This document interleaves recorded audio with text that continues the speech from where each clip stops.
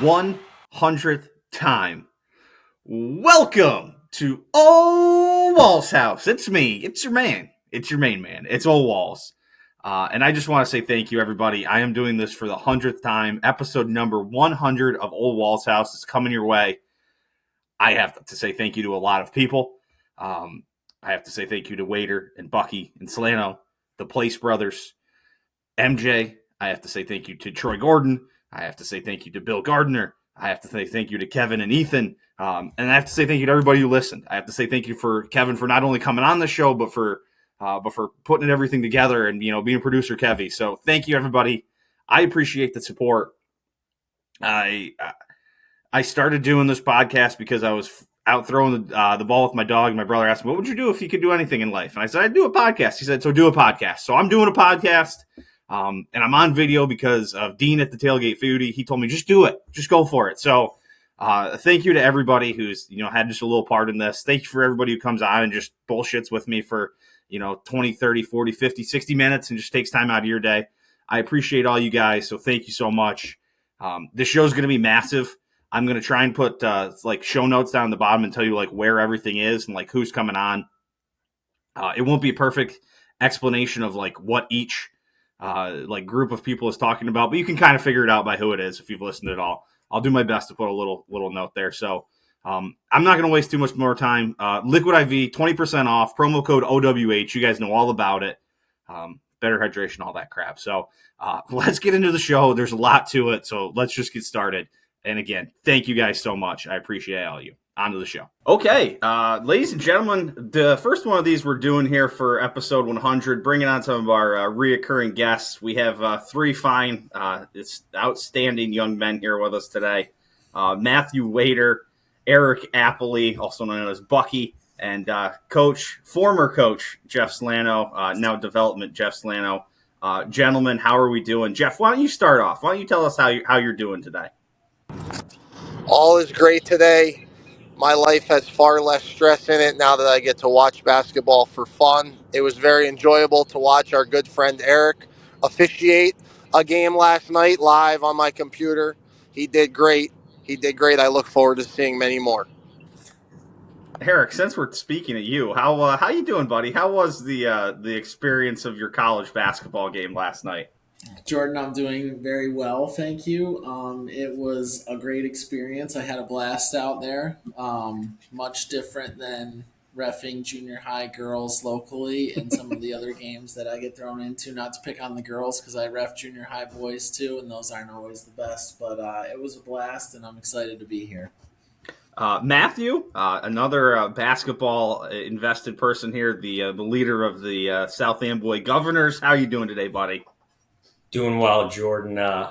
Congratulations on 100 episodes. It is completely unbelievable that many people still continue to listen to you go on and on about who knows what week after week. But congrats, buddy. It's more than mildly unbelievable. Yes, Eric. First of all, I forgot to say congratulations, but one thing to add to what Matt said is, do we know that people actually do listen to this thing, Matt? It is confirmed. I have numbers that tell me that people listen to this thing repeatedly. Can we get an average listener number? 100 episodes. I think it's averaging 50-ish, give or take. That's every awesome. Week. That is great. Well done, Jordan. Congratulations. I think last time I checked, the Indonesian listeners were just flying up the board. To an unbelievable level of amount of listens from them. Let me see if I can run. Yeah, not Indonesian, Singapore. 2% of my listens are now coming from Singapore. I don't know what that means, but you're popular in Singapore, brother.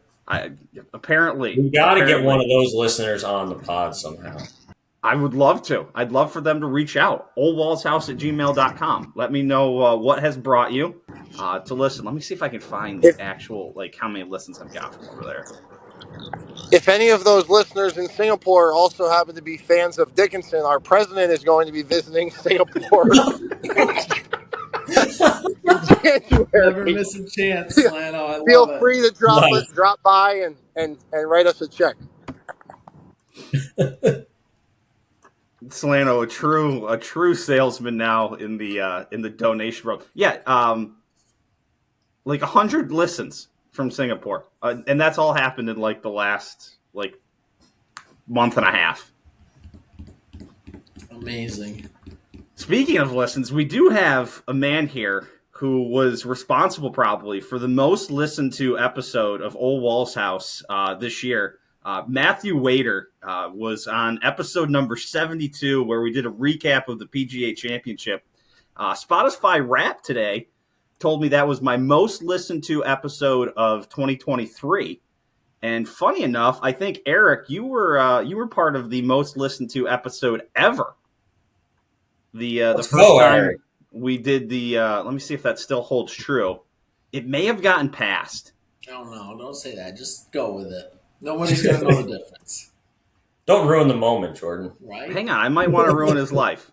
Ugh. Let's see. It's still number one. It's still number one by 5 listens. As it should be. 110 fine souls decided to listen to you, me, and Zach Place talk about betting every single game of the NCAA tournament. Mm-hmm. Good. Great minds. Great minds. Yeah. So, Jeff, figure it the fuck out, man. You going to contribute something to this show once in your life?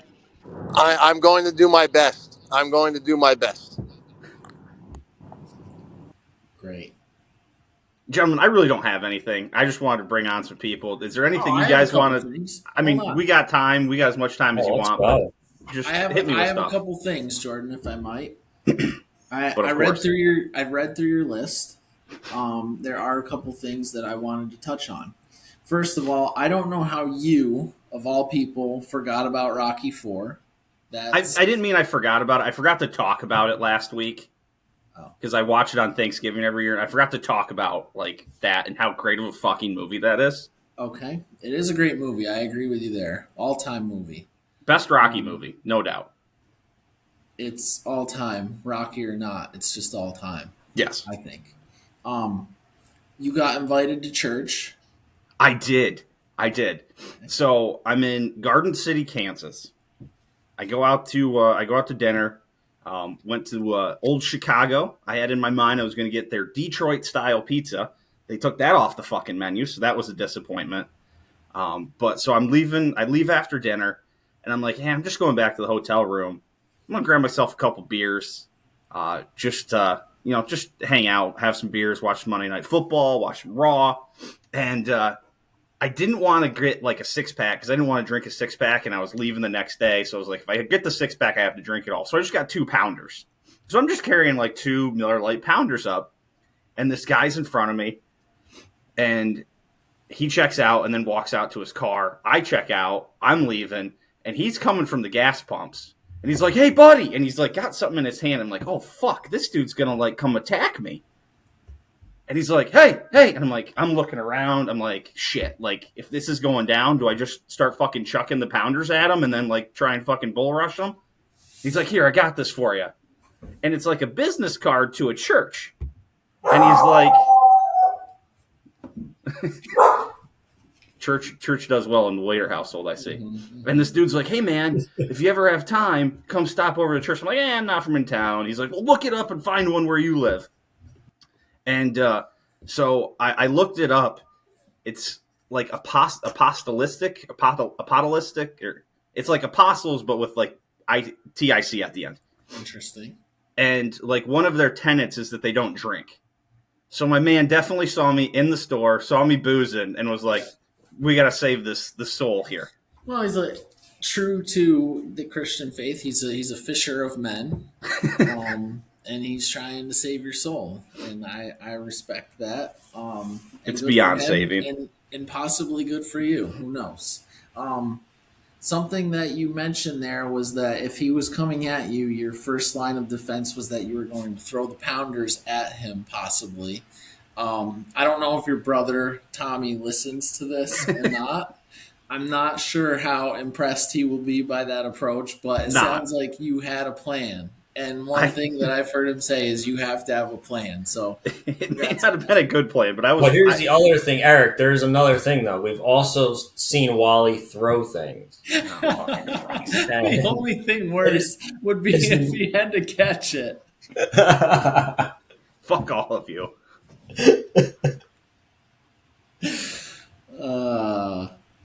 Well played, Matt. Well played. Why I'm here. Jordan, I did notice that on that giant list that you did happen to share with us of things that the Villanova, North Carolina game from the Atlantis was not on the list. And I was a little interested to hear why. It's fucking college basketball in November. Who gives a shit? That's one answer. However, a lot of people are very interested in what people call Feast Week around the holidays every year.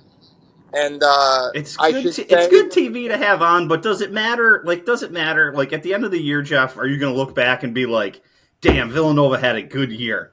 They beat an average North Carolina team in November in Atlantis. You're going to hang your hat on that one? No, I don't, but I will probably remember it next year about August 25th or August 26th when I get to see your face in person and remind you that Villanova has won each of the last two meetings between the teams. Jeff, I'm going to care less then than I care now. If that's possible. I also don't think he's going to remind you of that weekend.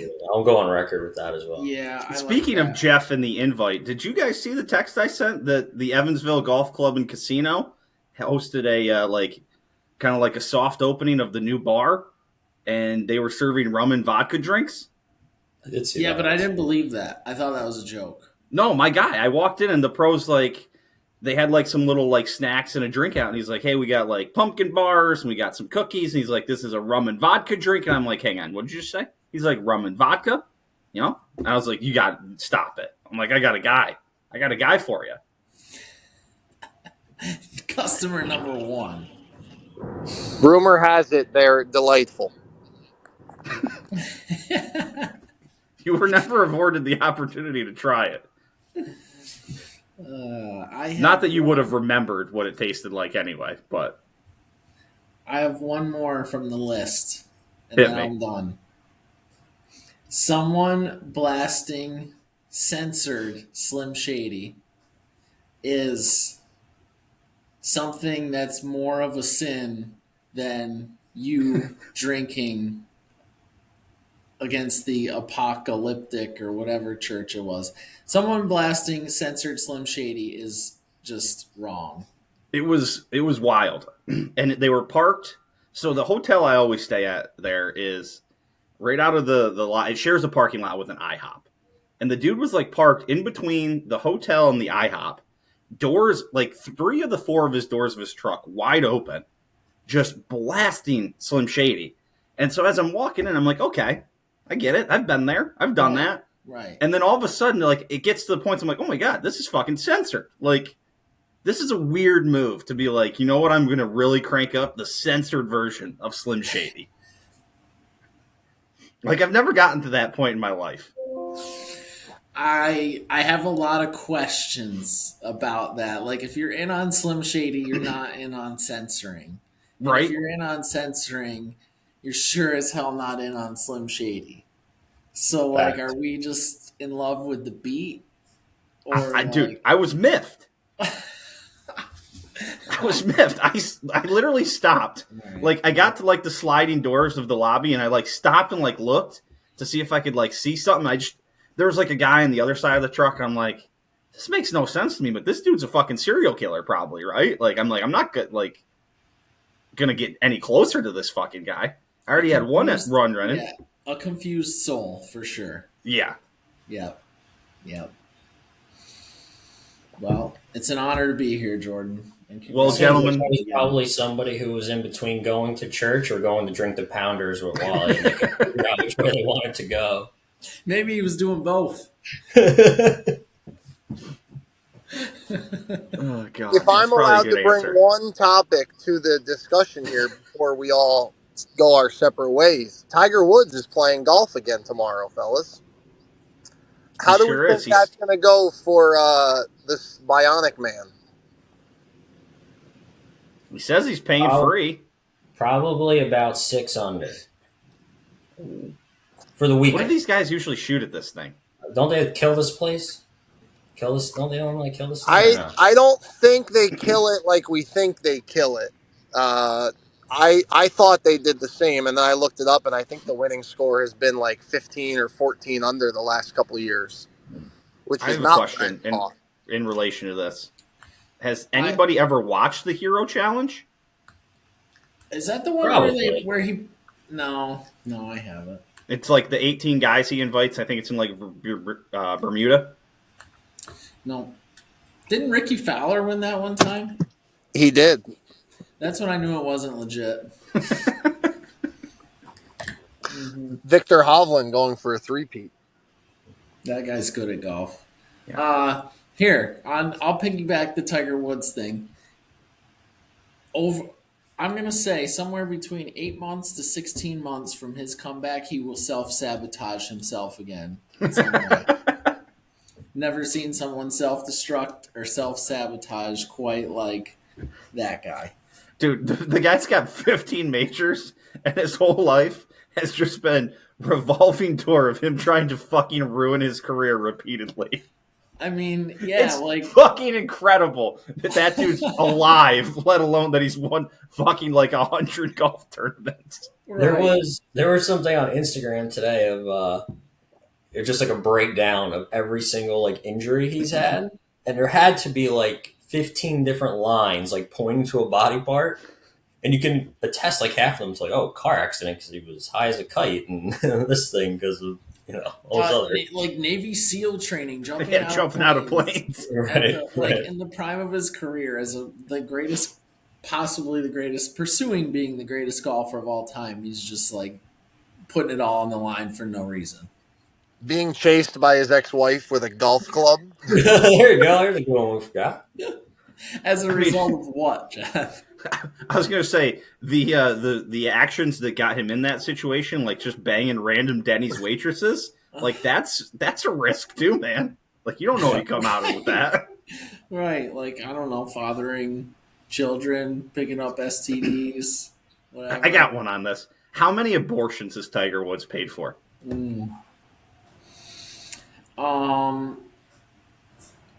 Over Double under digits. 3.5. Oh, way over 3.5. I think I'm more in Waiter's camp. Like it's a 10. Like I think the over under's 10. That's a lot. Well, let's think about what he was doing. I don't know because it seemed like he had like kind of some regulars in there, so I don't like were they getting regular abortions or were they like I would take the under 3.5. Interesting. Under. I think I'd go over 3.5. Yeah, you brought me back down a little bit with the regular comment. But. That would require to go over. That would require 4 girls to turn down the opportunity to have one of Tiger Woods' kids. Or just take a lot of money in exchange. That's a lot of money in exchange. That's a good point. Like you're gonna get a lot of money for having the kid. How do we know there wasn't just a bag full of money delivered with the abortion though? Like you go here, when you come out in your car, there's going to be a duffel bag full of fucking cash. Yeah, I don't know. Didn't really see the conversation heading in this direction, but we got some places in a short period of time, boys. That's what you get with Ole Walls House. We got some places. I'm sure the Indonesian listeners will love it and probably tell all their friends. I hope so. Singapore. Them too. Is Singapore a country? Singapore's a country, right? Big country, I believe. Yes, it is in fact a country. Who knew you would be so big in Singapore? I can get there in 22 and a half hours. Send them some liquid IV, those listeners. Hey, if they want to buy it, promo code OWH, 20% off. All right, gentlemen. I think I've kept you a little over what I said. This fucking episode is going to be so long. Any other final thoughts or anything else you guys want to leave with with all the loyal OWH listeners out there. Just congrats again, buddy. It's a lot of fun listening to you. Yep. Congrats. It's great to see you, Matt, Jeff, and Jordan. Wish we could do it more often. Thanks for having me. I mean, the offer stands. Come on anytime, Johns. To the next 100. That's right. And double the amount of listeners in Singapore. Amen. Hell yes. All right. Thanks, boys. Ladies and gentlemen, we're back for round 2 of our getting together groups of degenerate assholes. This time I brought in a family of degenerates, the Place brothers, Nick and Zach. Gentlemen, how are we doing today? Don't everybody speak at once. I'm doing fantastic, Jordan. I'm happy to be here as always. Excited for the anniversary of Ole Walls House. Oh, Nick's gone. No, I'm here. I'm readjusting. Sorry. I, too, am doing great. I appreciate you having me on, Wally. Yeah, I appreciate you guys coming on. Just bringing on some of our reoccurring guests here that have appeared in the last 99 episodes. You two fellows have famously appeared on some betting podcasts where we've bet every game of the NCAA tournament. Zach, you have been a part of the most watched and or listened to episode in the history of OWH, so fitting for you to be here. And Daddy, you might have had the single worst performance of any guest ever when you went 2-15 on Super Bowl bets. In about 6 episodes in, I think we did that. So, can I ask, is the episode the Sister Jean murder episode?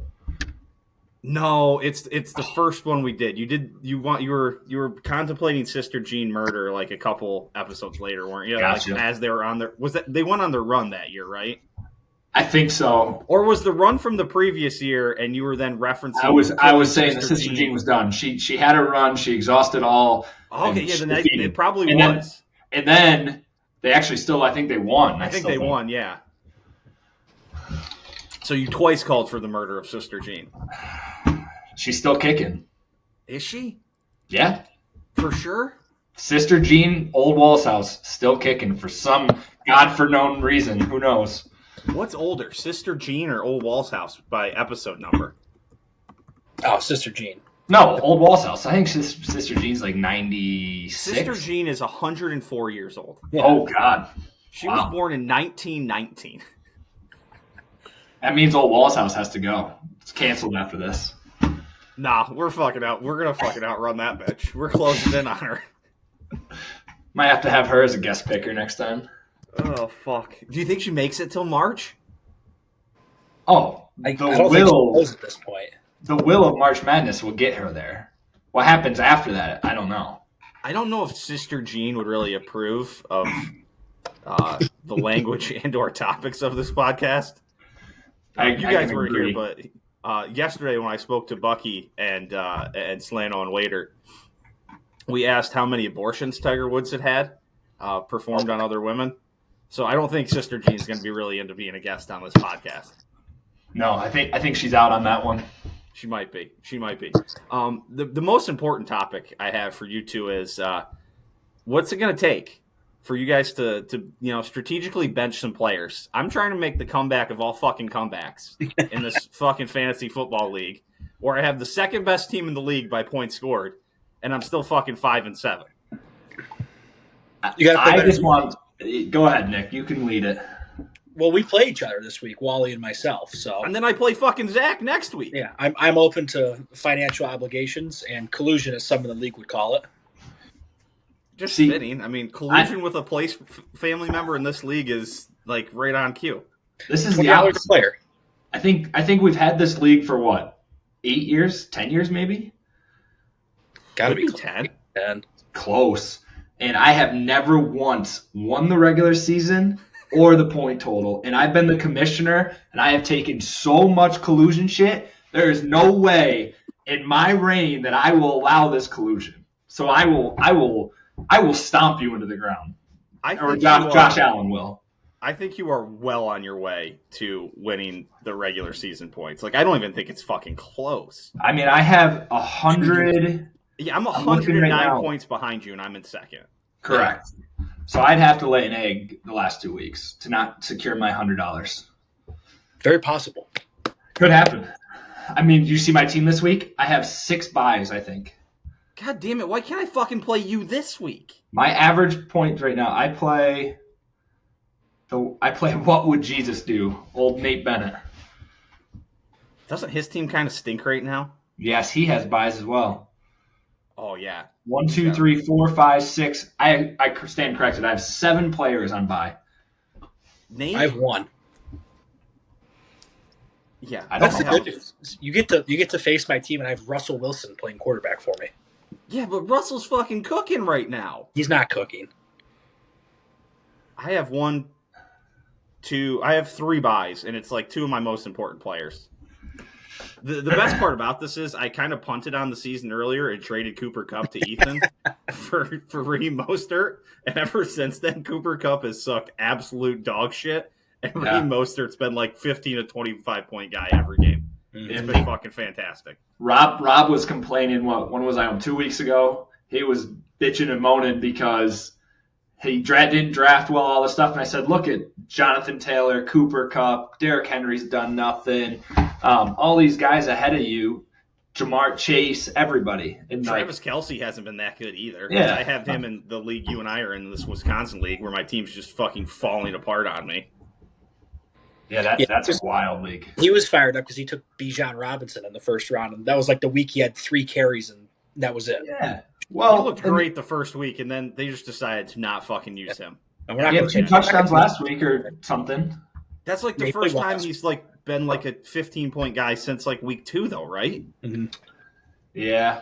He's been steady. He gets like 10. He's averaging like 10 a week. He's a bum. Hasn't missed.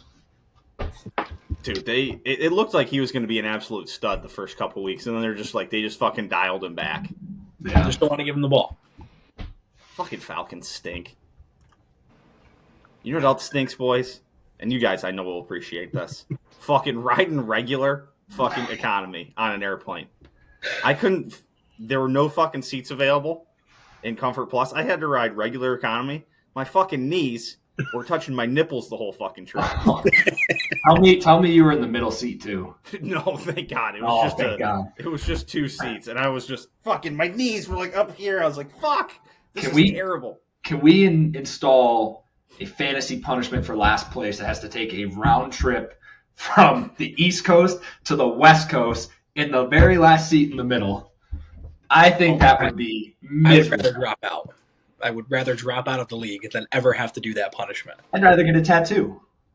Yeah. Oh, I would much rather get a tattoo than do that. Yeah, 'Cause absolutely. you have to drop like $300 or $400 and then fucking be miserable for like 8 hours because And it has to be on like Spirit, something that has the fuck potential me. of actually going down midair.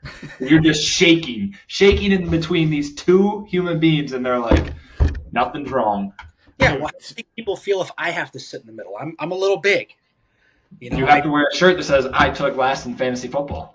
that's why anytime I fly, I make Maddie sit next to me in the middle seat, and she's less than thrilled because I end up basically leaning on top of her.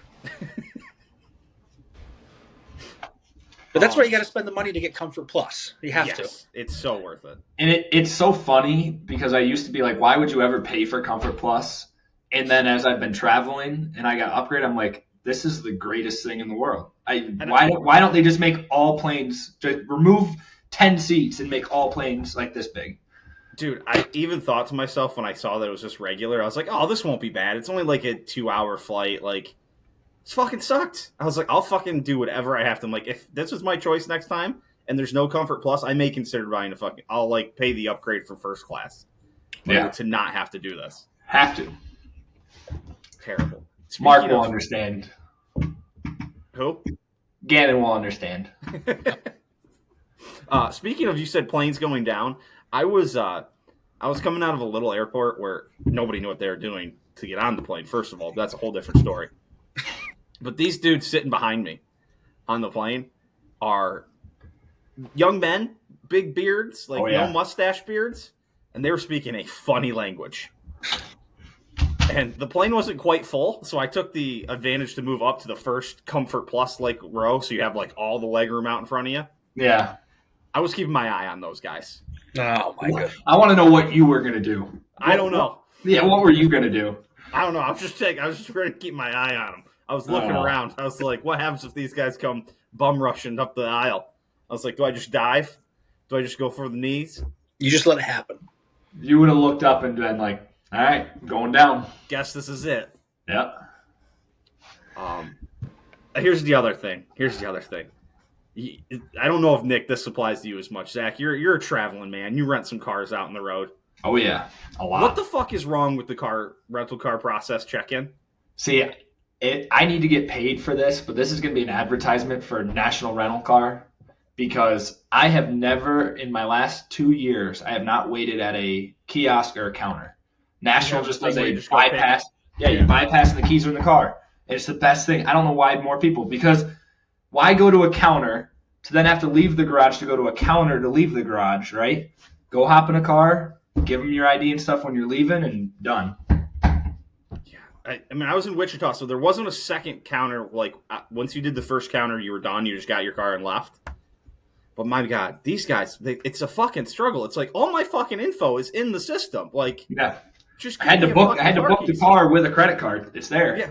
With a credit card, you take my license, like when I put it in there too, like, and then I don't know if I do a lot of like one way, like rental car, like different drop off rental cars. Yeah, like I don't come back to the same. They ding you a good $100 plus for that one. Well, then they just can't figure out what the fuck's going on. They're like, "Oh, you're bringing it back here tomorrow." I was like, "Nah, I'm totally different part of the state," and they're like, "Nah, this computer can't handle that." That's what the dude told me. He's like, "I got to switch computers. This one can't do that." I'm like, "What do you mean?"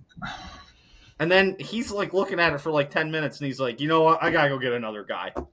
I'm like, what the fuck is happening out here? I'm going to start telling my the travel booking company to be like national. And do I have to be like a member? Yeah. Oh, yeah. You were a member. I gave you. I am a member. Hell yeah. No Solo Partner Associates are on this call, but you have my membership. I'm going to start putting that to use. I was just going to say, Zach plays. Yeah, just you let them book your flights, you book the car. I might have to do that. They get a little pissy about that, though. I'm guessing there's a kickback on that card. Yeah. What do you got, Nick? You got anything else for us here? No, I have nothing on the rental car. I've never rented a car, so that's where I stand in my. You're 25 now, so you need to start renting cars. 26. Are you technically even old enough to rent a car? Well, no, 25 is to rent a car. That's what I'm saying. You're now surpassed the legal age to rent a car. Never had to.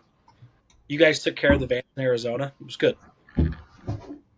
You want to rent the car for your bachelor party?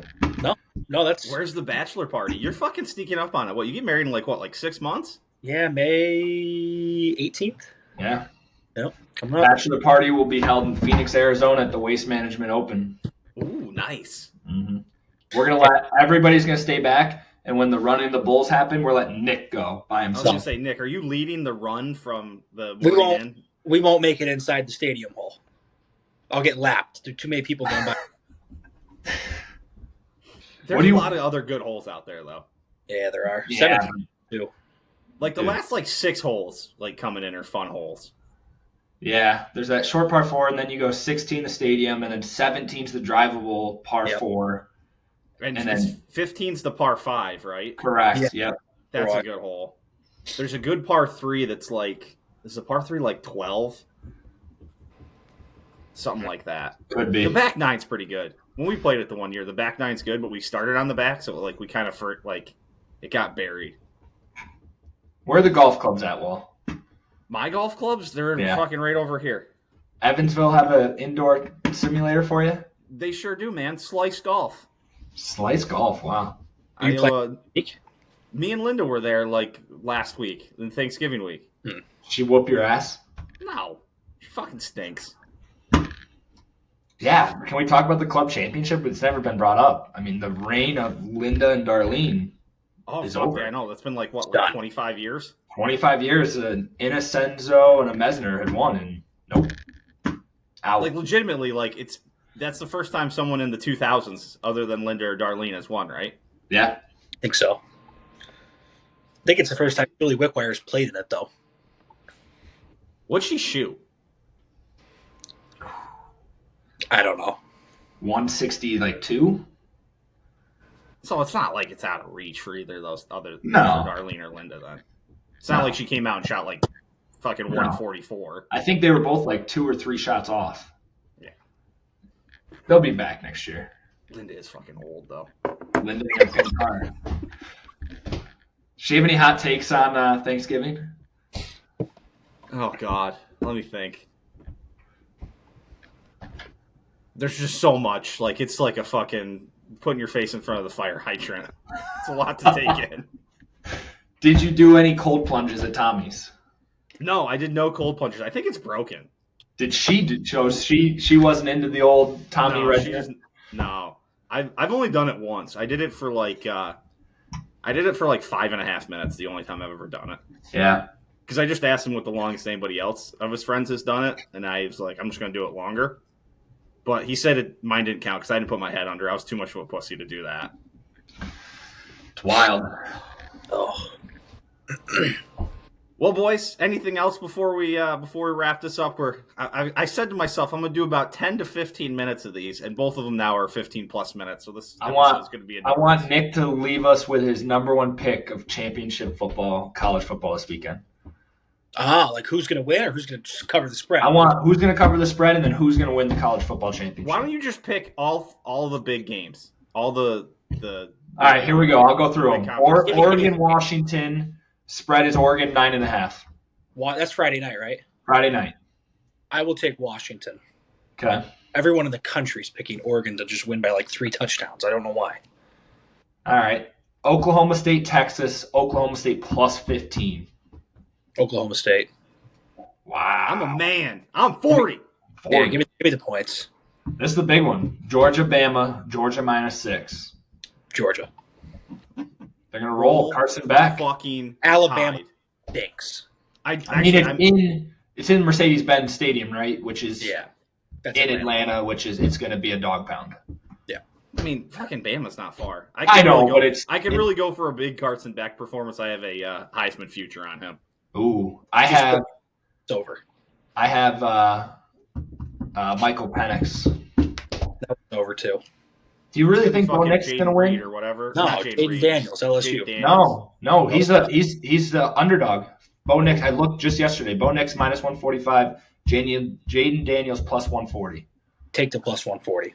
Right? That's what I was. Is that a good bet? Yeah. Okay. And then the last two, Louisville plus 2.5 against Florida State. Louisville. Ooh. Knocking Florida State out of the college football championship. Yeah, I truthfully think that if Oregon beats Washington and Florida State struggles to beat Louisville, I think Oregon's going to jump them into 4. And if you know if fucking Alabama wins, they're definitely out. Yeah, well, they're saying like if Alabama wins, Alabama and Georgia could both be out. If Alabama wins, Alabama and Georgia are both in. I don't think so because Alabama's at 8. They'd have to jump Texas. No chance. Well, that would mean Texas would have to lose. If Texas beats Oklahoma State and Alabama wins, there's no way they're jumping Texas and Oregon. Georgia's the best team in the country. What about Ohio State, who's sitting there at 6? Fuck Ohio State. I hate them too, but they're not playing. Who cares? Suck my dick. All right. Michigan, 22 against Iowa. Iowa. Is 22 the number of punts or spread? That's the dumbest pick I've ever heard in my life. Fucking Penn State beat Iowa by 31. Michigan's going to score 45 points in this game. Well, that leads to my other point. The over-under of this, like the spread and all that shit came out on Sunday morning or Saturday night. Yeah. And the over-under was like 34.5. It's 35 right now. I instantly hammered the over. Parlay Michigan and the over. Iowa's going to have a punt return or defensive touchdown. No, they're not. I'm gonna take Iowa in the under. Iowa's gonna hold them, and Michigan's gonna win 28-0. No. Harbaugh's back. Yeah, the under's hitting. Harbaugh is gonna run the fucking score up on them so bad. He doesn't have to. He's gonna rest his guys. He's gonna win. He's in. Did you guys happen to see the first half team total for Iowa? 0.5, right? Less than a point. 0.5. How demoralizing it must and be. you think they're gonna cover? 0.5. They're not even. They're betting that they don't score. They're gonna have some. They're gonna get a turnover in the first half at like the Michigan 10. Michigan's gonna run it 45 it's like one of times those, in a row. It's like one of those games, right? Vegas sets it, and the whole public thinks like you, right? Everybody in the world is going to bet Michigan, and Vegas is just going to be sitting there, and it's going to be an ugly, 21-0 game. I just don't see it, man. Fucking I don't Penn either, State but I scored just play 31 against points, and that offense is fucking so bad. Yeah. Well, Penn State's might be worse. So I think Iowa is got this reputation that they're this incredible defense because they've been playing the Big Ten West all year. The Big Ten West is fucking atrocious. I think the Big Ten outside of Michigan, Ohio State, and Penn State being decent is pretty fucking bad. Yeah. Who's Wisconsin the had next it down best here. team in the Big Ten West? Wisconsin. They stink. Minnesota, Nebraska, Indiana, nobody. Dude, they're awful. I mean, Maryland's the next best team in the Big Ten East. Yeah, The Big Ten's terrible. Northwestern and Wisconsin are the teams in second and third in the Big Ten West. It's really bad because Northwestern was projected to win one game. Yeah. Yeah. Not a lot of good things to say. Who's going to win the college football championship, Nick? Oregon. That is my pick, is Oregon, because So you have Washington to cover, I have Washington to cover but not win. but then Oregon to win the game. Yep. So Oregon sneaks in as the 4. Yep. We'll just say Georgia, Michigan, Florida State, Oregon. I mean, I need a fucking prayer for Oregon to even get there. I mean, they win and they're in. I don't know because they're ranked 5 or 6. They're ranked 5. If they win, they jump. Washington's out. They're in. True. Yeah. But then the problem is they have to play Georgia in the first game. Correct. I think because I think they're going to end up if everything holds, Georgia wins, Michigan wins, Oregon wins, and Florida State wins. I bet Oregon jumps Florida Jumps State. to 3. Yeah. Probably. And then Oregon pummels Michigan. Probably. Emphasis pummels because Michigan fucking stinks. So does Dave Portnoy. A lot of hate over there. So I've said my piece. You guys ready for Penn State, Wisconsin, round 2 this year? I got bad news. Jesus! I don't see myself being able to go. What the fuck? You guys suck. Our good friend in Minnesota is getting married, so I will be within 3.5 hours of you, but I will not be at the game. You guys stink. Unless it can be played at 11 o'clock, and then I can somehow make it there by 6, and I just don't see it happening. There's no chance you can. Hannah, don't watch this video because she will kill me. Who's getting married? Our friend Abby and Jacob. So Hannah's friends. Oh, Tom Dewson, sister. So Hannah's friends, or is it your friend? Yeah, we're all friends. Hannah made the friend, but we're all friends. I We're say all you just go the night before, hang out with them, and say, we'll see you guys maybe Sunday in the morning. Yeah. Hannah's in the wedding, so I can't do that. Even more of the reason why you don't need to be there. You never see your other half when they're in the wedding and you're not. I know, but we have a lot of other friends there. I have friends there. Thanks, man. I gotta be there. I get it. I mean, I have to look at your face all the time. Really? All the time? We see each other twice a year, maybe. That's too much. Twice too much. What about Nick? What's your fucking excuse? I really have an excuse right now. There we go. That's what I thought. All right, you guys. Other than I might be tight on vacation. What? 23 minutes, new record. 23 minutes, 10 to 15 minutes. I said. All right, we got to wrap this up. This episode's going to be about 2.5 hours long as it is. So, thanks, boys. Appreciate it. We'll look forward to Zach, Nick. You'll probably be back in March here, so we'll see you guys then. We'll see you then. Thanks. Bye, balls. Thanks, gentlemen. Hi, roommate. So good to be called that after so many years. Hi, Boomer. Boomer needs would a also treat. like to say hi. Here we go. We're gonna give Boomer a treat here, real quick. Booms are making an appearance. Hey, you want to get here? Up, up. Yeah, there you go, Boomy. There you go, buddy. Oh, Right into my chair. So, roommate, yeah. what do you want to talk about? Well, first I would like to talk about. Okay, see, when you look up on the screen and you see the. Okay. I would like to talk about this water bottle. It's not Boomer. No one can hear you because you're 1,000 feet away from the mic. It's not Boomer, but it looks so much like Boomer. What a steal. Got it at Mound's Pet Food Warehouse. And it doesn't work. It does work. It has not detached. Have you taken the top off? Yes, and washed it. And it has not detached in the last 3 washes. Okay. See how on that, the little green line, every time you talk, it stays very, very low? When you just speak up. Okay, well then the alternative that, right is my there. teaching voice. Scream it. Get into it, Namer. I don't have any more of this voice left at the end of the day. Why not? All used. Why? The children. So what do you want to talk about? Small children. I like to talk about the holiday season. Your favorite time of the year. We're ending your holiday. And we're entering into my season.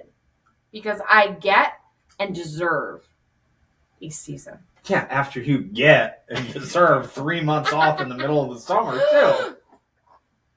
Now, we're not going to go down that road. Because that's a deep, dark road that we don't want to get me on. Why not? That's for a different podcast, a different genre, different audience to get into the politics of the education system. Let's do it right now. And treatment of teachers. Let's not. Let's get circle back. You guys work 180 days a year. And I know that you know what time I get to work in the morning. That is well before my contract. 6:30. Well before my contract. And you're home at 3:30. And I leave well before I get there way before my contract. Oh, quit whining. I got home at midnight the other night.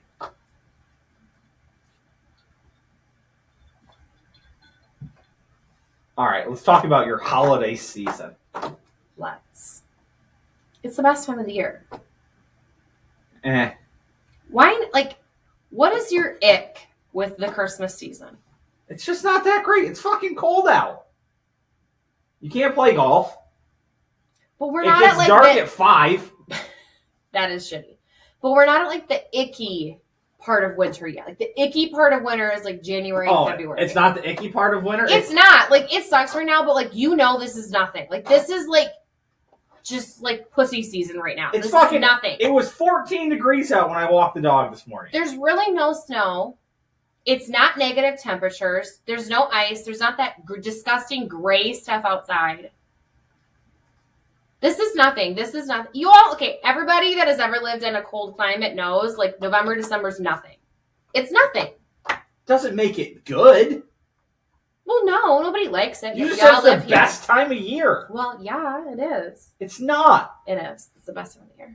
It's just not. June or September. How can you tell me this is not the best time of the year when tomorrow I start a cheese advent calendar and a wine advent calendar?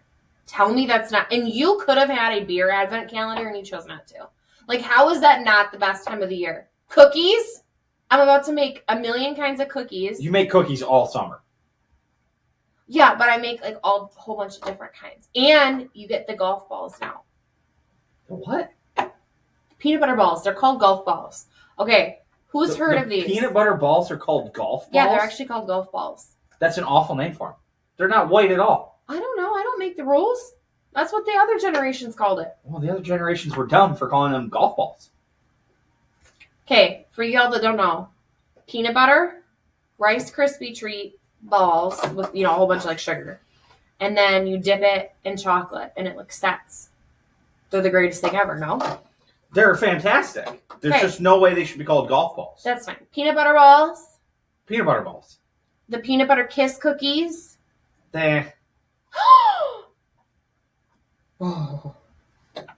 Gingerbread cookies. Yeah, sugar cookies. Gingerbread cookies are some of the most overrated cookies out there. Sugar cookies. Sugar I always cookies make are Chex Mix.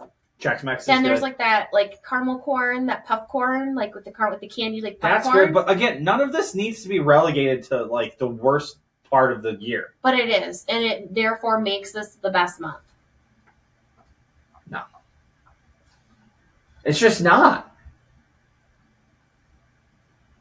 Let us know, everyone. And What is Thanksgiving's your a better month, a I'm better speaking. holiday. I'm speaking to the people. What is the best holiday cookie? Everybody let us know. What's the best one of the season? What's the best dessert of the season? Best sweet treat. Of what you just laid out? Well, the best sweet treat of the holiday season. I mean, if what you laid out, it's the peanut butter balls. Yeah, I mean it is. They're top tier. Yeah. Yeah, I agree. But again, there's no need for them to be relegated to a portion of the year where it's dark more than it's light and it's cold as shit out.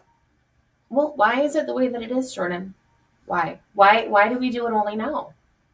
I don't know, because people like you are like, this is the only time we can do this. I don't know. It's just, I don't know, Jordan. Then you can ask me to make some next summer. You do. I never make them in the summer. I literally you make other cookies in the summer. Well, yeah, but I only make the peanut butter balls at Christmas. I've had those other times. You've made them some other time.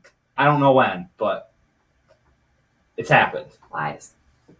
Maybe you've just frozen them from Christmas and we've pulled them out at a later time. That could be possible. But you can't tell me that eating a fucking peanut butter ball when it's 75 and sunny out isn't better than eating a peanut butter ball when it's fucking dark at 5 o'clock. It's not, because it's something about the tradition and the magic of Christmas and having my peanut butter ball at Christmas. Talk to me about the magic of Christmas then. It's just magical. I love it. It's all my favorite things. It's giving gifts to people. It's decorating. You decorated a month ago. Yeah, so that I can have the proper time to have all my decorations up. Decorating. There's the desserts, the baking. There's Die Hard. Advent kit. Now, I know that I've had to concede and say that Die Hard is a Christmas movie. You don't have to concede anything. It just is a Christmas movie. No, I've conceded, and it's like Christmas quotes movie. Why is it a Christmas quote? What? Okay. Because it's just mildly just happens to be said at Christmas, and they make mention of it twice. It has nothing to do with Christmas. What does A Wonderful Life have to do with Christmas? It is set at Christmas. When is Die Hard set? When's Die Hard set? Well, and they're talking about the spirit, of the season, helping this guy get through his struggles and troubles. Ho, ho, ho. Now I have a machine gun. It's at a Christmas party. This movie ends in a Christmas song. Is that your favorite Christmas movie? By far.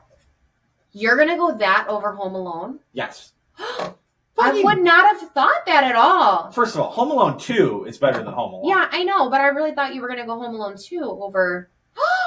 Really? But then if your argument... So Home Alone and Home Alone 2 are Christmas movies to you? Without argument? How are they more of a Christmas movie than Die Hard? He's left alone at Christmas. It's all about him getting through the Christmas and making Christmas all on his own. So it's just set at Christmas. It's just the kid that got left alone. No, but he decorates the house. He goes to Christmas Eve Mass. He's waiting for his family. John on Christmas McClane Day. decorates the terrorists in Christmas attire. He's at a Christmas party. I mean, if I say Nakatomi Plaza and you don't think of Christmas, I don't know what's wrong with you. No, I don't. No one does. No one here. That's not true. No one does. Everybody does. No one. Don't lie. Okay. Give me your. Fucking lean in. Give me your top 5 Christmas movies. Die Hard. The Home Alones. That's 3. Santa Claus. You gonna go Elf? Elf's pretty good. I don't know if that's... I think you've done this before, but I can't remember what you said. I think Elf is probably it. Okay. What are some other options? Well, I can tell you mine. Okay. Christmas, National Lampoon's Christmas Vacation. Good, but not my top 5. 100% my number 1. Christmas with the Cranks, and I know you hate that movie. That's okay. I don't hate it. It's just... Christmas with the Cranks. Then... Tim Allen, low-key in a couple of Christmas movies. Right? Elf, like I watch Elf because I watch all the Christmas movies, but like Elf doesn't do it. Yeah, for me. you don't like Elf, I right? don't know. Like it doesn't do it for me. It's kind of weird. Like verges on creepy for me. I don't know. Santa Claus movies are okay, but I feel like after my top two, then I love to get in those really like obscure. Yeah, you like all the old, like what was it, animated, like claymation, like animation. Yeah, I think they're all like claymation. Like movies. Like I love just like the nostalgia of like Frosty the Snowman, Rudolph the Red-Nosed Reindeer. What's the one with like Snow Miser? Snow Miser and Heat Miser. Yeah, whatever it's that like is. The Land of Misfit Toys. No, They're going to the Land of Misfit Toys somewhere in that movie, no? No. That's I think that's like Rudolph. I think. See what I have to fucking put up with. No. What is that like? Without Santa, the Year Without Santa, maybe. Don't they go to the Island of Misfit Toys? Not in Snow Miser, Heat Miser. I'm just Land of combining them. Yeah. Yeah. Shows how memorable they are. I love them. So like I feel like those like round out my top 5.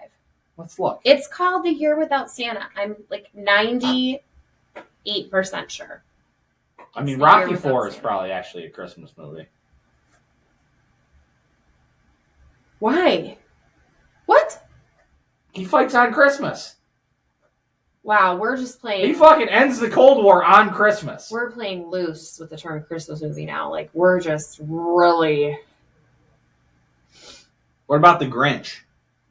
I do like the Grinch. I could put like so that if we're doing like Christmas Vacation, Christmas with the Cranks, if we want to just like lump all like animated Christmas movies as 3, Are you a Polar then it's Express? probably Grinch 4. I do like Polar Express, but it's like very like sweet. Like it doesn't like have any like humor. I feel like. I don't know if I'd put it top 5. I'd put the Grinch 4. Christmas is a good one. I do like 4 Christmases. You like 4 I would Christmases probably a put. lot. I actually might put 4 Christmases above Elf. Yeah. I like the Family Stone too, but that's like, ooh, that's very, like, kind of, it's a darker Christmas movie. It's not fun. Like, you got to be in a certain headspace to watch. What about Office Christmas Party? That was funny. I like to watch that. Is that a Christmas movie? I don't know. I mean, we're just throwing that term around I don't. to anything. See, you know what I hate about just, this thing? So, is that, like, sure, because everything is a Christmas movie now. why is it not a Christmas movie if it's set at Christmas? Sure, they're all Christmas movies now. Like, is it not a baseball? Like, it's a baseball movie if it involves baseball. It's a you golf have- I'm movie if letting it you involves have this golf one. movie. If it's set at Christmas, it's a Christmas movie. If it's set at Christmas and Christmas at any doesn't point, make it a good one. if it's set at Christmas and Christmas at any point plays into the plot, it's a Christmas movie. Plays into the plot. Yeah. How is it playing into the plot? On which one? In Die Hard. Because there's a fucking Christmas party going on. Rocky 4. It's at Christmas in the fucking Russia. But if it wasn't set at Christmas, it doesn't change the plot of Rocky. If it wasn't a Christmas party, It does. No. It doesn't change the plot of Die Hard. See, yes, it does. How? Let's start with Die Hard. Because what? if it's not a Christmas party, there's way too many people and way too much security at Nakatomi Plaza. It could be any other party. It could be an anniversary party of the company. It could be a launch party. It could No. their annual staff party. No, you need the building to be empty like it would be on Christmas Eve. And you need the cop presence to be low like it would be on Christmas Eve. Rocky 4, why does Christmas matter? Because the Russians don't celebrate Christmas, right? Why do you think Didn't the Soviets not celebrate Christmas? Oh. Didn't they get rid of religion? I'm just spitballing here. Yeah. I don't know. I don't know much about communism. I mean, if it's in the summer, I mean, he doesn't have all that fucking snow to run through. Well, my God, that scene would just not be the same. It wouldn't be the same. It's the greatest scene in all of cinema. Really? That's the greatest scene of all in all of cinema? You're going to go there when we like have to watch Top Gun 1 and Top Gun 2 500 times? You're not going to pick a scene from that for the greatest of all in cinema? How many times have you watched Top Gun 1? I don't know, too many. More than I'd ever want to. No way you've watched it more than twice. Are you not going to say that like the court scene in What's that movie I can't stand with A Tommy Few Good Cruise? Men?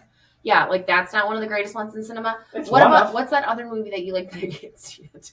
All my movies. You don't like any of my movies. What's that one, Jordan, where they're on the boat with what's his name? Hunt for Red October? Yeah. Like, really, we're gonna say that one, like the one scene in That Rocky? movie's just incredible from start to finish. There's no like one scene. Okay, but what's that the sticks out. greatest scene? Like, what is your all-time? This is the best scene. Fucking Rocky IV training montage. Really? And it's not like some comedic part of like old school or. I mean, Wedding those are great. Crashers? But I watch Rocky IV, the training montage, Okay. 2 to 3 times a week. I know you do. It's very strange.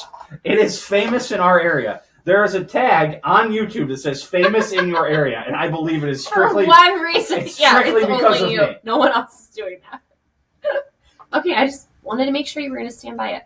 I think I'm standing by it. That's my favorite scene, favorite like 10-minute clip of any movie ever. Wow. I really want to. It might be my favorite movie ever. I would love to hear, because obviously producer Kevin is not going to agree with that statement. I will ask. I'm dying to know, producer Kevin, insert here. What is like your best scene ever in a movie? Like, what's your favorite they're scene of going any to movie? vehemently disagree with that. Yeah, that's fine. I'm so curious to hear like what his is. Yeah. So we're gonna be doing Ethan and Kevin together. So it's actually like the perfect combination of people to talk Great. about that. I'm dying to know. And it'll probably come after. I think you're about going to be like dead middle of the placement in this. I think they're going to be the last Sounds about ones. right. Listen to me. Shut the fuck up. Is there anything else you'd like to talk about today? Your Butler like Bulldogs we've are covered it. playing right now, I think. Yes, go Butler. Also, can we talk about, is there like this sweatshirt is, They're winning. well, that's shocking. This sweatshirt's like 11 years old. Is there anything better than like an old sweatshirt? A new sweatshirt. Oh, I love it. When the inside is like all super soft. Like when I first got like feel the inside of the sweatshirt. Like when I got that was all like super Feel soft. the inside of the 11-year-old sweatshirt. Yeah, see, it's like beaten down. No, I like it. It's like worn in, like the neck is loose, and like it's just. I don't like a it's loose torn neck. up. Oh, otherwise I feel like I'm choking. I love just like a bit, like a really like worn in, lived in sweatshirt. It's my favorite. Those have Nothing a more place. comfortable. But the first time you put a good sweatshirt on and the inside's all nice and soft and No, yet it hasn't been broken into yet. whatever you It's say. broken in sweatshirt. Whatever you say. Yeah, thanks. You got anything else, or should we wrap this up? Let's wrap up this conversation about the best time of the year. The summer. We got it. You're the worst. And we're back with another guest, this time just a solo, just MJ. Everybody has abandoned MJ. Nobody wants to hop on with him. So me and MJ, we're going mano-y-mano here.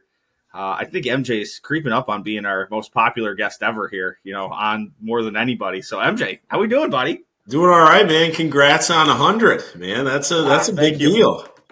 Yeah, I wouldn't have thought that I would have done 100 episodes when I was talking to my brother in my backyard when it was fucking -10 2 years ago. And he's like, what do you want to do? I was like, I'd like to do a podcast. He's like, so do a fucking podcast. And here we are, 100 weeks later. I'm talking to you on this, and that's crazy. I've talked to a bunch of other people so far at this point in the pod, so it's pretty nuts. It doesn't make any sense, really. And look how far it's come, man. You got video now. You got me frozen on the screen for 20 minutes. You got you got everything, man. It's good. You're moving this time. Like everything is going good. So that's good. That's a good sign. So what's going on, man? You're in the depths of high school basketball, the Trojans. Yeah. Shout out Trojans. What else is happening in the world? Man, when I'm not doing basketball, it feels like I'm either at work or watching the NFL. Sundays are nice, man. We typically always have the Sundays off, so that's a day where I'm like, it's full on just watching some college basketball or watching the NFL. Got to rip some Xbox with you. Watch the Cowboys. Dak Prescott MVP.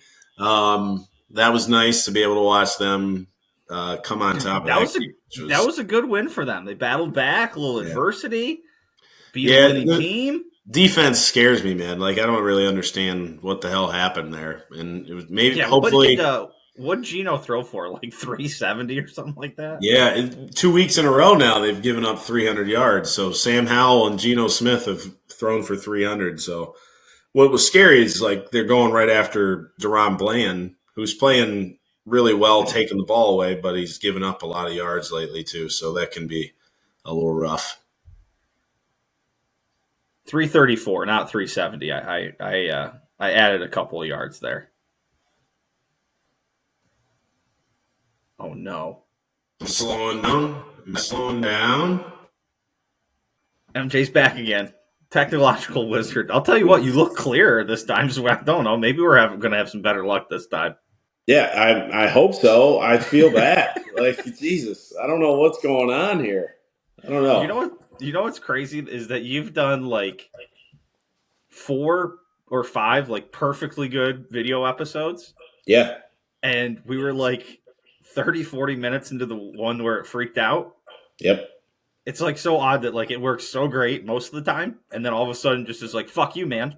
Yeah, it makes zero sense to me. And like I never have any issues with Xbox or streaming services, nothing. I never have any issues. As soon as we hit record, it's like nope, can't do this anymore. Yeah, and we were talking for like 5-10 minutes before, and everything was perfectly clear, like doing just fine.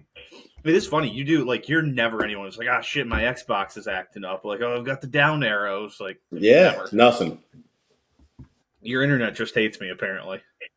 It must. I don't know. It does seem to be at least kind of doing better right now. I hope. Yeah, let's knock on a little wood here. Yeah, and hopefully we can keep you for more than a couple minutes without it deciding to just exile you out to the Netherlands. Yeah, just kick me off. If it goes again, just freaking kick me off. Happy 100th. Oh, God. What were we even talking about? I don't know. We started talking about terrible Dallas defense, I think, is what we were kind of on. But oh, yeah. Yeah. You think they can do it this year, man? Like what are you feeling? I don't know. Dak's playing. I said, like, in our season preview a little bit when I picked the Cowboys to go to the Super Bowl. I said that Dak was going to have to play great, and he has been playing great. Like, even in their losses, like, he kind of stunk it up against the Cardinals, but they were in that game. They just had trouble in the red zone. And then the 49ers game was just, I think every team has those games of, like, just they shit the bed every once in a while. I don't really know if San Francisco's that much better than Dallas.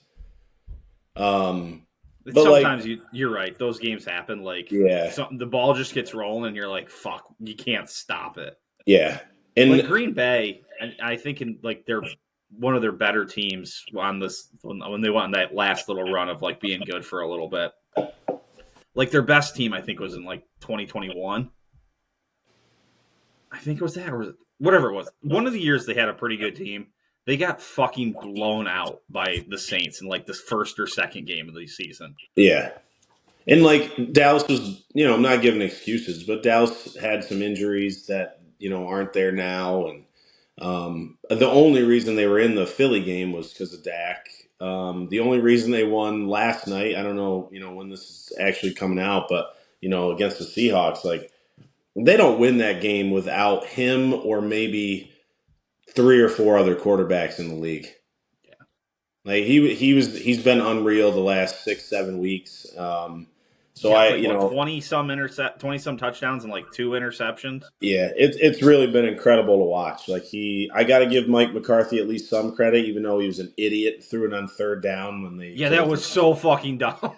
Yeah, I was watching that and I had Seahawks +9 and I was so pissed. I was like, what are you doing? Why are you throwing it there? Just run it and run the fucking clock out. Yeah. Let this game end.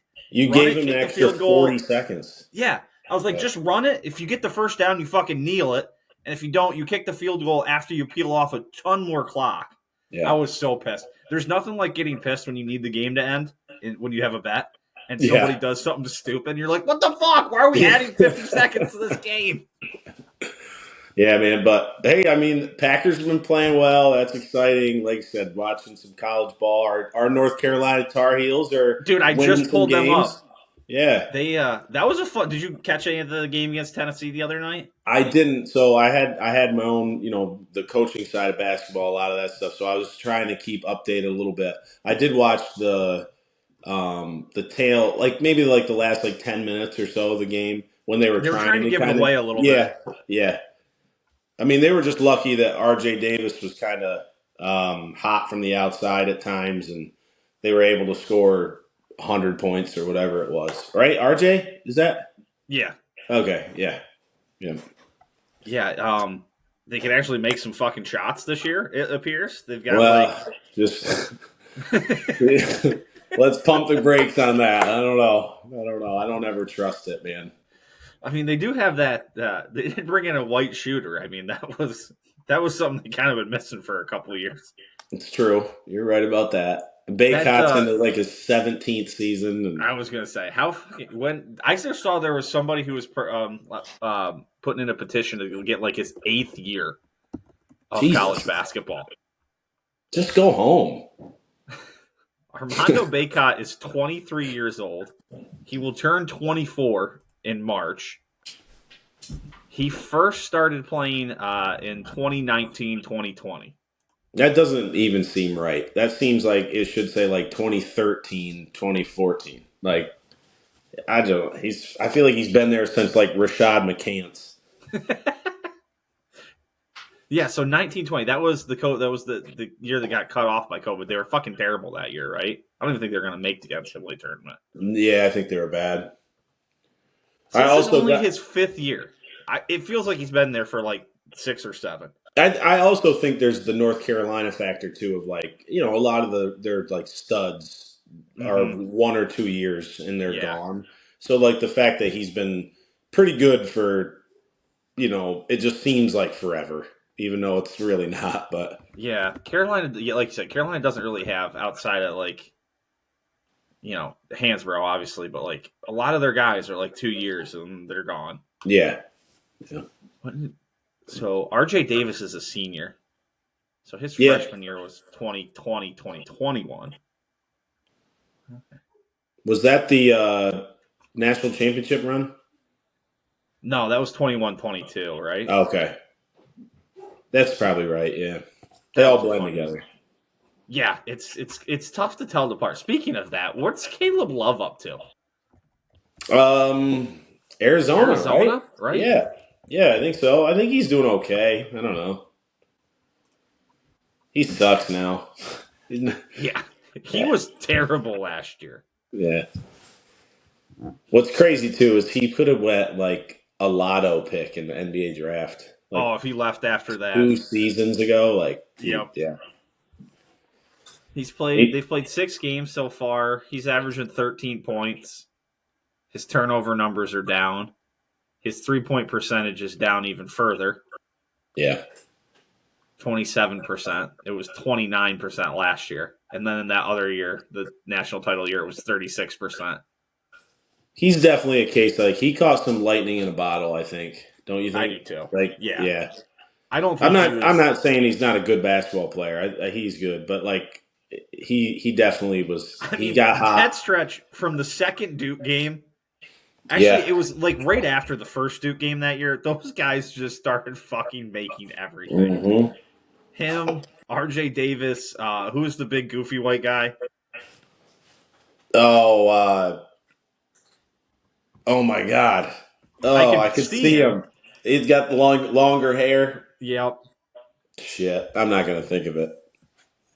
Does it start with an M? Brady Manick. Yes. Yeah. Yep. Yeah. I mean, those guys were just fucking making everything in that. Yeah, that was a fun run, but they looked good in that title game too in the first half, and then Kansas just fucking locked them up in the second half. Big game for the Heels next Tuesday. Who do they got? This coming Tuesday. Number 4, UConn. Yeah, UConn's pretty good. I haven't won't seen them play yet. Yeah, they play tonight. They got a big one tonight. This recorded on Thursday here. They play Kansas see tonight. that. I did see that. Well, that's probably starts in like any minute now. Yeah, Like half I hour. think it was a 9 o'clock game. Yep. Yep. How about before? I don't know how long you're having every guest on, but I got to check in with you because I've been a Flyers fan for a long time. It's the one Pennsylvania team that I like, and I know you're relatively new to hockey, but I don't watch it because I know they suck. Do they still suck? They're doing all right this year. All right. Let's see. We lost the tough one last night, overtime to the Devils. We're on we're on a little bit of a skid here, but we were in like the playoff stand. Like, we've come back a little bit. Yeah. We're only 2 points out of the third place in the division, which gets into the playoffs. And then there's the wild cards. Let me see where we're at in the wild card. How are you talking about playoffs already though? I just look at like the standing of it. Yeah. Yeah, if you like click wild card on the score app, it tells you They're the bad. first 3 teams in each division. They're only 1 point out of the wild card right now. All right. So they're all right. Better than last year. They're 11, 10, and 2. I mean, fuck, they were terrible last year. Yes, they were. But it'll probably the Gordon brothers are coming on with me tomorrow, so we'll probably talk more about it in depth here. All right. Okay. All right. I'll look forward to that. But there's good prospects in the pipeline. They drafted that Russian kid last year, but they can't get him for like another 2 years or something like that. Yep. But it seems like they're ahead of schedule on the rebuild. Yeah, I think a lot of people were expecting them to be just as bad this year as they were last year. And I did see something else. What was it? Like the top 50 players under 24, the Flyers have like 3 of them, and none of them are in the NHL yet. Okay. That's exciting. It gives me a little hope to get back into hockey. I've enjoyed my hockey fandom. I haven't watched quite as much this year. I've just been like traveling and shit, but they're definitely more fun to watch this year than they were last year. Like last year, after New Year's, after like you've watched a couple games and you're like, like the excitement of hockey season's over. You're like, God damn, this sucks to just watch them lose and get their ass beat every night. Like, I couldn't do competitive this year. Yeah, I couldn't do it, but yeah. How you gonna feel if there gets to be some craziness in the college football playoff? Do you think there's any way for your Buckeyes to sneak in? No. I think it would have to take Alabama to lose, Florida State to lose, Texas to lose, right? And maybe Oregon. Am I wrong there? So you need Michigan. You probably need the top 4: Georgia, Michigan, Washington. Florida State is 4. Oregon is 5. They had Ohio State at 6. Yeah, which I think's right. I think that's right. So if Florida State and Oregon lose, and Georgia wins, I think they're in. Yeah, I don't know. I really don't know. I think it's going to take a lot, though. I think they're going to end up probably right around that 5-6 and be looking in. Which I don't know if they're. I don't think they're a national championship team, if that makes sense. They just don't feel like a national championship team. Like I thought the Michigan game was really, really well played. And I think if they played 10 times, Ohio State loses maybe 7 of them. Mm-hmm. And I hate saying that. If they'd have Texas and that's the AP. I don't know if that's. Hang on, that's the AP top 25. That could be different than the. I was gonna say I wanted to say Ohio State was above. No, they have them 6th in the college football playoff too, above Texas. So that's what. I wonder if they'd have Texas leapfrog them if they won the Big 12 title game tomorrow, though. So don't you feel like if Texas wins and Alabama beats Georgia, all hell breaks loose? Yeah, like Texas Then Texas has a claim of like, well, we just beat the SEC champion Like, at how does Alabama. yeah? Like, How do you put Alabama in over them? yeah, or just why can't they get in too? Like Yeah. what? Like I don't. So there's gonna be, and what's cool about it is it's kind of like the last year of Mm-hmm. this, but really, like I saw something similar to this the other day, and I kind of thought about like we're just gonna have this conversation with like the 8th through 12th or Yeah. the 4 through 8th teams or whatever it I might be. I think I like that if we have this conversation about like 8, 9, like 8 through 14, Yeah, it feels like okay, like you get in and maybe you could get hot, but like I don't know, football doesn't always feel like a game you just get like hot in, like basketball or baseball. So it's like yeah, okay, if you're arguing about 8 through 14, whatever, and like if you miss like 13 or 14, like who's 13? Like 13 is LSU, 14 is Louisville. Like fucking Penn State is number 10. Like none of those Missouri's number 9. Like none of yeah. those teams feel like they're really national championship level caliber teams. So I feel like if we just move the discussion back a little bit, you're not missing out on anything. Yeah.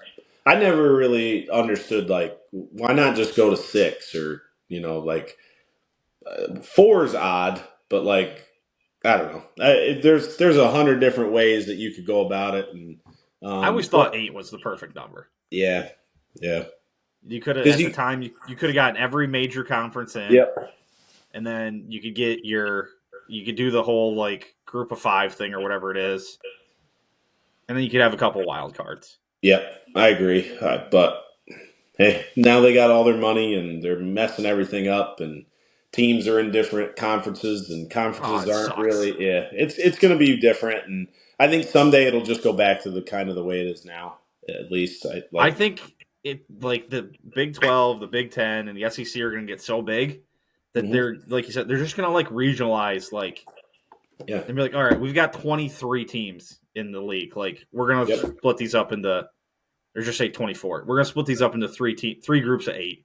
yep, And it's going to be like, oh, the Northeast and the Midwest and the West Coast and the Big 10. And then like the SEC is going to break it up kind of similar. It's like, we had all this and you assholes yeah. fucked it up. I 100% agree. Like, I just think it's going to get to a point where it's like the Big Ten is just going to be like the NFC Yeah. and the SEC, and it's just going to be like, oh, there's the Big Ten North and the Big Ten South and the Big Yeah. Ten. Like, it's just going to be kind of the same thing. It's just going to be called something different. Yeah. Yeah, probably. Yeah. Well, MJ, we've ripped off about 20 minutes between the couple sessions here. Hey, it went well. It worked. Cut it. It worked. Just cut it.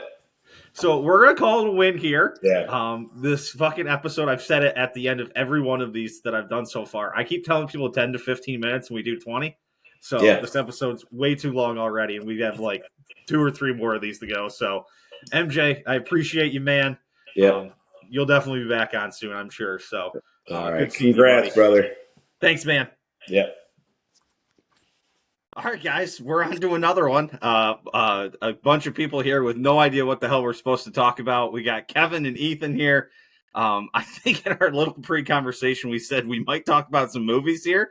I thought exclusively we were talking about movies. But I'm also relieved to hear that because I don't know anything about movies. So yeah, there's been no point to any of these conversations. This will probably go on last in the order of the pod. And it's at this point we're probably at like 2 hours of just complete fucking nonsense. So 2 hours, Jesus, man! I don't have 2 hours to listen to. You should break it up into 2 episodes. we might have to break it up into 2 episodes. I don't know. You'll be fine. You got to walk every morning, so but you're not. Old Walls House isn't even cracking the top 5 in my podcast rotation. So I know you're being a dick. It's not my fault, man. I didn't make Ethan Spotify Wrapped. Well, yeah, but in fairness, Old Walls House, 1 episode a week. Those other podcasts are like every day or at least twice a week. So you can listen to Ole Walls House multiple times a week. There's no stopping you. Yeah, I mean, it's kind of like you're competing against like the addictive quality of Coca-Cola. It makes you want to drink another. You get enough in you, it's like I mean, let me tell you, dude, it's hard enough to listen to Old Walls House one time if you got like Slanovic on or somebody like that. So. He's on this episode. I was going to say, this episode is a first segment off. All right, fair enough. You want me? Should we have Kevin bury Slano in the middle here for us this week? So I just like messing with Slano because the only thing I know him from is our fantasy football league, and he always wants to change the rules. I'm sure he's a nice guy. Unlimited keepers. Yeah. Kevin, we've had our one fantasy football league. It's like me, the Place family, like Bucky, Appley, Wiater, Slano, and Slano has been begging for unlimited keepers for like 7 years. Is that not just a dynasty league? That's what we It keep would be. telling him. Yeah. We're like, just go join a dynasty league. We have 2 keepers. Ethan and I are in a very intense dynasty league, in my opinion. It's not actually that intense because nobody knows how to trade, and it's I find it deeply frustrating and infuriating. Is that the one you text me about, like with the Constantly, trades? yes. I send Wally a lot of the screenshots, and I'm like, can you fucking believe this, first of all? Also, just full of rage because I'm like, this is... I have Patrick Mahomes, and nobody will trade me anything unless I give them back Patrick Mahomes, and it's like... The best thing about that is you like text me and you're like, what do you think about this? And I'm like, dude, I like that trade. And then you're like, but. And I'm like, fuck, now you got me thinking. All right. Yeah. All right. Well, we're going to talk about movies, football. How bad the Birds suck tonight? Wasn't the best. It's quite a gauntlet of games that they're going through right now, though. So Dude, you beat the Chiefs. Also, the we're Bills. 10-2. Yeah. No big deal, right? You got a pretty good lock on, as long as they don't fuck up the rest of the year, got a pretty good lock on the number 1 seed still. Defense is looking a little sketchy, though. I will say that. But what do I know? I don't know much about football. I don't have a football podcast, so. Me either. Like Wally. You won't even listen to my podcast. Maybe if you listen to my potty, you learn a little bit about football. Yeah, you and Pat McAfee, baby. I'll be all set. Well, the old 1-2. It's good that you're on with Kevin because Kevin has texted me that we need to start a feud with Pat McAfee so we can make it big, and then we can quit our jobs. So yeah, you feel threatened? No, that's all right. Yeah, that's what I'm asking for. That's what I'm pushing for. Oh Christ. So right. yeah, movies. What do you guys got for me movie wise? What do we want to talk about? So I think that was either because I wasn't actually on the soccer podcast. I think that was the last time we were on together. Was that the only time I was ever on? I don't remember. I think that was the only time, at least, that you and I have ever been on together. You guys have been on twice together. We talked about the Oscars, and we talked about we did a summer movie schedule. I think. Oh yeah, I forgot about that. All right, twice. So yeah, movies. Should we do a recap of things that we've already watched? Should we do like some stuff that's coming up? I'm not like that excited for things that are coming up off the top of my head. What's coming up? Is there anything good? Like what's out on the schedule? Huh? That's true. The Iron Claw, the story about the Von Erich family. Yep, that'll be good. We got Yorgos Lanthimos' Poor Things. That could be good, right? Oh yeah, I thought that was out already. There's a rom-com with favorite of mine, Sydney Sweeney, coming out in December. I think there's like a whiz-bang bullshit Aquaman movie coming out, probably. Oh shit, that's true. Did you guys see the trailer for the new Mad Max Furiosa? No, but that's gonna be good, baby. Is that like Mad Max Fury Road like? It's a prequel. It's a prequel. Charlize Theron's character from Mad Max Fury Road, so that'll be good, I'm sure. But it already looks fucking sick. It's Joe's in it. It's gonna be a fun. I can get behind that. Hell yeah, dude makes good movies. Yes, he does. What else? There's a bunch of superhero things coming out. They've been in the pipeline forever. The new Ghostbusters movie. I think that just wrapped up shooting. What Ghostbusters? Like, what's the iteration of Ghostbusters we're on now? Are you not familiar? It's one of the sequels that Paul Rudd and the female Ghostbusters. I saw a trailer for it when I went to see Napoleon. If you did not see Afterlife, you should see it. It is shockingly good. I thought it was going to be bad. Yes.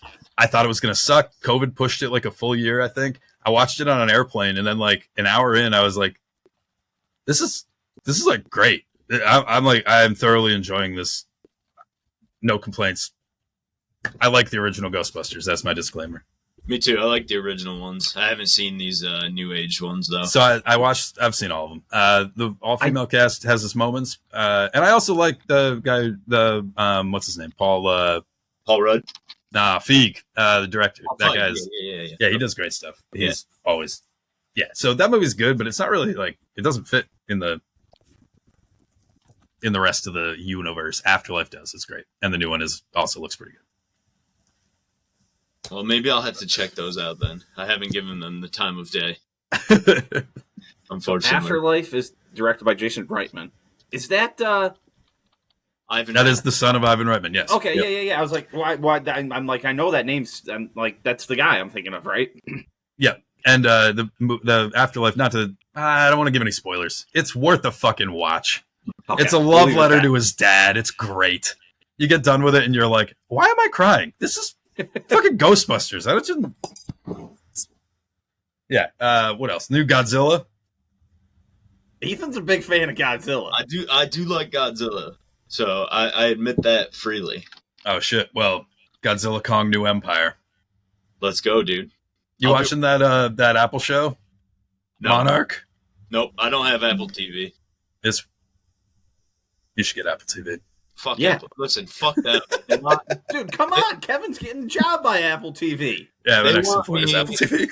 Apple TV Plus.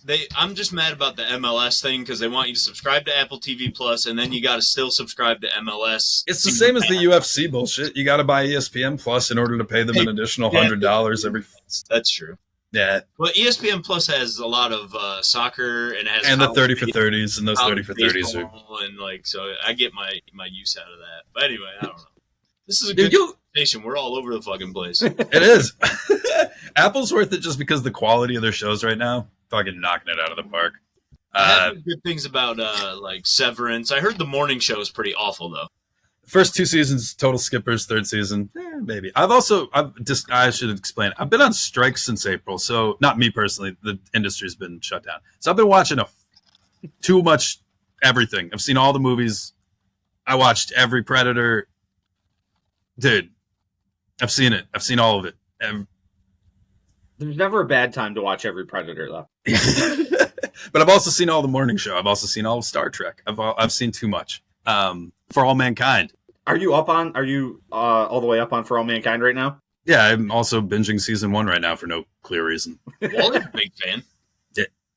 It's text. Yeah, it's very good. No spoilers.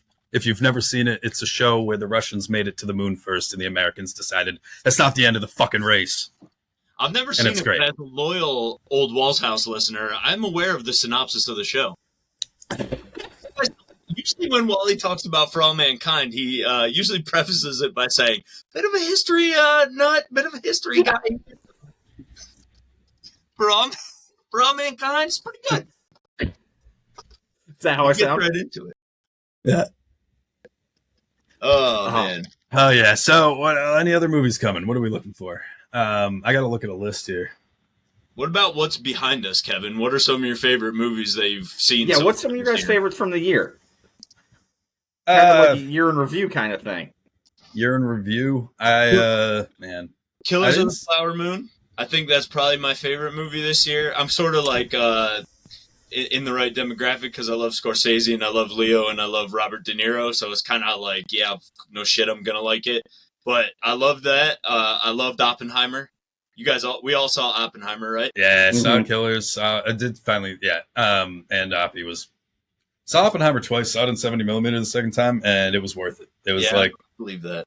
Dude, honestly, like, so many shots are like just staring at, I don't know, like a dream. You're like looking into your own, because it's in a different aspect ratio, because the film is physically different. So, what is 70mm? Like, what's the difference between like 70mm and what they normally shoot on? Usually, well, they shoot in digital now, but traditionally 35mm was the print, and that's about half the size of 70. 70 also runs through the gate at a different angle, so you get a much larger overall picture. You comb down when you put it into IMAX, but like you can also run it through unfiltered, and you get like almost a square. The screen at the Lincoln Center is like 110 feet. It's crazy. It's like, I don't know how to explain it beyond just. You probably like, also get to see movies on like good huge screens where like us middle of nowhere fuckers. Like, I had the opportunity to go and see it. Yeah. I mostly watch things on the 10-foot screen I have in my living room. But yeah, we can also go to Lincoln Center. Killers of the Flower Moon, like 3.5 hours, right? Yeah, just about. Doesn't feel it though. Same with Oppenheimer. No. Paced very well. I saw Oppenheimer in the theater, and that was I got the what the fuck, that one app, the one app that tells you when to go take a piss.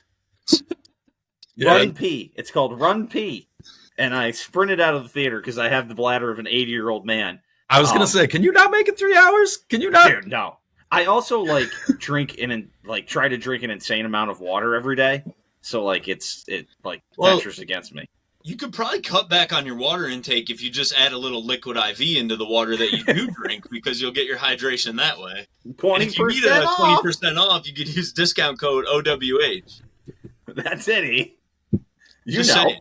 I don't know. Yeah, I love Killers of the Flower Moon and Oppenheimer. One movie that felt like it came and went because it came out like a week before Barbenheimer was Mission Impossible. And I thought that movie kicked a lot of ass, and then nobody talked about it after it came out, pretty much. I've been seeing some flop, like they're like, oh, it was kind of a flop. I don't think it was a flop. I think that they just released it a week before the movie event of the summer. I mean, and it got swept away by Barbie and Oppenheimer because that's all anybody was talking about. But I thought the movie was a lot of fun and very entertaining. Classic Mission Impossible, you know. Some really good stunts. I really enjoyed it, and I feel like just kind of came and went. It was definitely my favorite of the newer Mission Impossibles. I mean, the first Mission Impossible doesn't even seem like anything else in the series. No, you're here. You're here. We can see you, and you are moving. I'm in. See you again. He's back. It's frozen though. You might have to do a compilation of Wally talking to himself again, like you did with MJ. One of my favorite things that's ever been on the pod. That was great. I got so many people that be like, "That was fucking awesome." Yeah, that was a fun edit. He's just going oofta oofta, and I keep dancing. It's playing in the background. Wonderful. I love the last 3 seconds where it's just Wally leaning slowly toward the camera, gonna be like. That was great. So good. Oh, fuck. Yeah, so I dropped out for a second there. What'd I miss? Nothing. Just was saying that it's the new Mission Impossible is like my favorite of the new Mission Impossibles. And I was like, Mission Impossible 1 doesn't even feel like the same movie franchise. No, not at all. It's and they've really developed a flavor and a style the last 3. Yeah, so it's weird like to keep 4. Out, but Yep. Yeah, 1 is its own thing. 2 and 3 are kind of their own thing, and then when they came back, when Tom Cruise was like, I do Mission Impossible movies, I'm gonna make a Top Gun, I'm gonna make American Made. He just makes these crazy fucking movies now. There's no rhyme or reason to anything he does other than I'm gonna make big ass movies with big ass stunts, and I'm gonna drive motorcycles off fucking cliffs. I think he legit wants to die making a film. I think that might be his goal. I mean, I could see it. One of my favorite theories about Tom Cruise is, I think it's Bill Simmons' theory that he's got CTE now, and so he doesn't do any more real movies. He doesn't have dialogue in movies anymore, beyond a couple lines at a time. Oh, it's terrible, but also. And if you kind of think back on it, you're like, God damn, when was the last time you really made a movie where he talks? And you're like, huh, he's doing all his own stunts? That's a lot of stunts, man. Yeah. Funny story. So Linda was out for Thanksgiving, and she was at Tommy's house one night, and I just get a text. Actually, I don't get the text. She texted Maggie, not me. And she texts her and goes, just watch the new Mission Impossible, ... Wow. And then 20 minutes later, he did all his own stunts, ? Exclamation point. ... Wow. Just texting Maggie, who hates Tom Cruise, I believe. So she did like that movie, though. She liked the new Mission Impossible movie. All right. She liked Mission Impossible and she liked the new Top Gun, but hates the rest of Tom Cruise. Like, cannot stand A Few Good Men. Ever seen Eyes Wide Shut? She'd probably love that. I don't think that's going to be up her alley. Oh, she's seen it. Judy and Linda have seen Eyes Wide Shut. Can confirm, yeah. Yes. I love that. I've heard many stories about how Judy and Linda went to see Eyes Wide Shut one time for whatever reason. It was a mistake Big fan. for their lives. Yeah. Kubrick rules. Big fan. Some other movies. John Wick 4. Did we all see John Wick 4? That kicked some ass. Loved it. Loved the John Wick movies. Kirby's favorite movie franchise. Kirby, you want to say hi? Hell yeah. I've seen John Wick 2 through 4. I've seen 1, but I have not seen 2 through 4. I need to catch up. All right. John Wick 4 was good. I want to shout out a couple movies that came out on streaming services that I thought were pretty good. David Fincher's The Killer, available on Netflix. Thought that was pretty good. One movie that got kind of shitty Rotten Tomatoes reviews, which who cares? Rotten Tomatoes doesn't matter. Also on Netflix is a movie called Reptile with Benicio del Toro. I thought that was pretty good. And Benicio. A movie that came out on Hulu that I thought was pretty cool was No One Will Save You, which there are no lines of dialogue in the movie. It's basically about an alien invasion. It's worth checking out. Pretty cool. So no talking whatsoever. I believe there's half a line of dialogue, which is kind of interesting, but it was just kind of a cool movie. And I'll check that out. I haven't seen that yet. I've heard good things. It's on Hulu, so there's some stuff you can watch at home. Creed 3, Wally, you guys see Creed 3? Oh, Creed 3 was fun. Directed by the star, Michael B. Jordan. Yep. I haven't seen Creed 3. I'm on like a semi-protest because there's no Stallone. Yeah, it was still pretty all right. I enjoyed He's it. still alive, though. I have a hard time getting behind like a Rocky movie without Stallone in it. It was great. I get that. It's not a Rocky movie. Creed, though. You're right. Cocaine Bear, worst movie I've seen this year, I think. Oh, it was fun. Cocaine Bear or Pain Hustlers? Those are the two probably my least favorite movies that I've seen this year. I fell asleep during Pain Hustlers. I tried to throw it on, and I was just like... What's Pain Hustlers? I almost watched it the other day. I was going through movies on... basically a movie about the drug industry boom. And it was not that That's good. the one with Matt Broderick and... It's Emily Blunt and Chris Evans. That's right. Isn't Broderick in the TV He's show in the Netflix one. The Peter Berg one? Yeah, that's the one I fell asleep in. I actually didn't watch Painkillers. No, you watched Painkillers. That one's Painkillers. Pain Hustlers. Pain Hustlers. There we go. I watched Painkillers. You're talking Pain Hustlers. My bad. So Painkillers not good? Never seen it. Skipper. I fell asleep. Pain Hustlers, no bueno, though. Nah. What else we got on here? Scream 6. They're just pumping out Scream movies. They're okay. Yeah. Didn't Courtney Cox come back for that one? She did. Actually, she came back for the one last year, too. Scream 5, I think. There's also a lot of drama with the upcoming Scream 7. So, yeah, whatever. Asteroid City. Okay. Yeah, it was okay. I actually really liked Wes Anderson's Netflix. He did a quad of Roald Dahl stories. Yeah. They're all great. I watched that. I don't know. I used to love Wes. I'm a little bit out on his last few movies. I didn't like his movies. I did like these shorts. I thought they were more like, I don't know. They like fit. I love Roald Dahl, so I was not looking for like a Wes Anderson. Right. I don't know. It flowed better for me. Grand Budapest Hotel is one of my favorite movies of the last 10 years. And I used Grand Budapest Hotel on the movie grid quiz Movie today. Grid? Hell yeah, Wally. I also used Moonrise Kingdom. There you go. I just was ripping off random Wes Anderson movies that I knew the names of that I've never seen. I'm a big fan of early Wes as well, but yeah, I don't know. Bottle He's Rocket. been a little hit or miss lately. Trying to think what else, man. Like Napoleon. Was the that battle good? scenes kicked a lot of ass, and the scenes with Napoleon and Josephine were confusing, which I guess is accurate to history. And Joaquin Phoenix's performance was also confusing to me. Have you guys seen Napoleon? Not yet. I read that the was reviews. another one that I was like, 3 hours? Like, I might catch that one on streaming. The battle scenes are really great, legitimately, but they're like few and far between, and the rest of the movie is confusing, to say, I guess, at least. And trying to think what I've seen other stuff, but like Spider-Verse 2 was great, and the Teenage Mutant Ninja Turtles movie was really good. The Mutant Mayhem. Dude, was that good? I wanted to see that one, and I just fucked up and didn't go see it. It was extremely good. I saw it. It's streaming now. It's on Paramount Plus. There we go. Okay. Yeah, worth a look. Both of those were awesome. Nice. Holdovers, Kevy? Holdovers was good. I also the Paul Giamatti one you went to see. Yep. Christmas. I love me some him.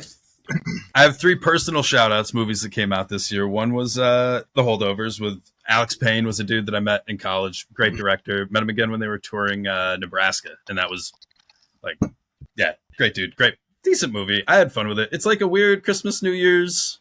Yeah. It takes place in the 70s. Not as good as Sideways. It was all right. Sideways is better, yeah. Sideways is pretty funny. The other ones were... which one was it? Little Richard, I Am Everything. The editor, Jake Hostetter, was a DP on a bunch of sketches we used to make and is one of my close friends. But that movie was also fantastic if you're into documentaries at all. Good watch. That one's on HBO. Like The Little Richard? Yeah. Like Tutti Frutti? The the one, yes. All right.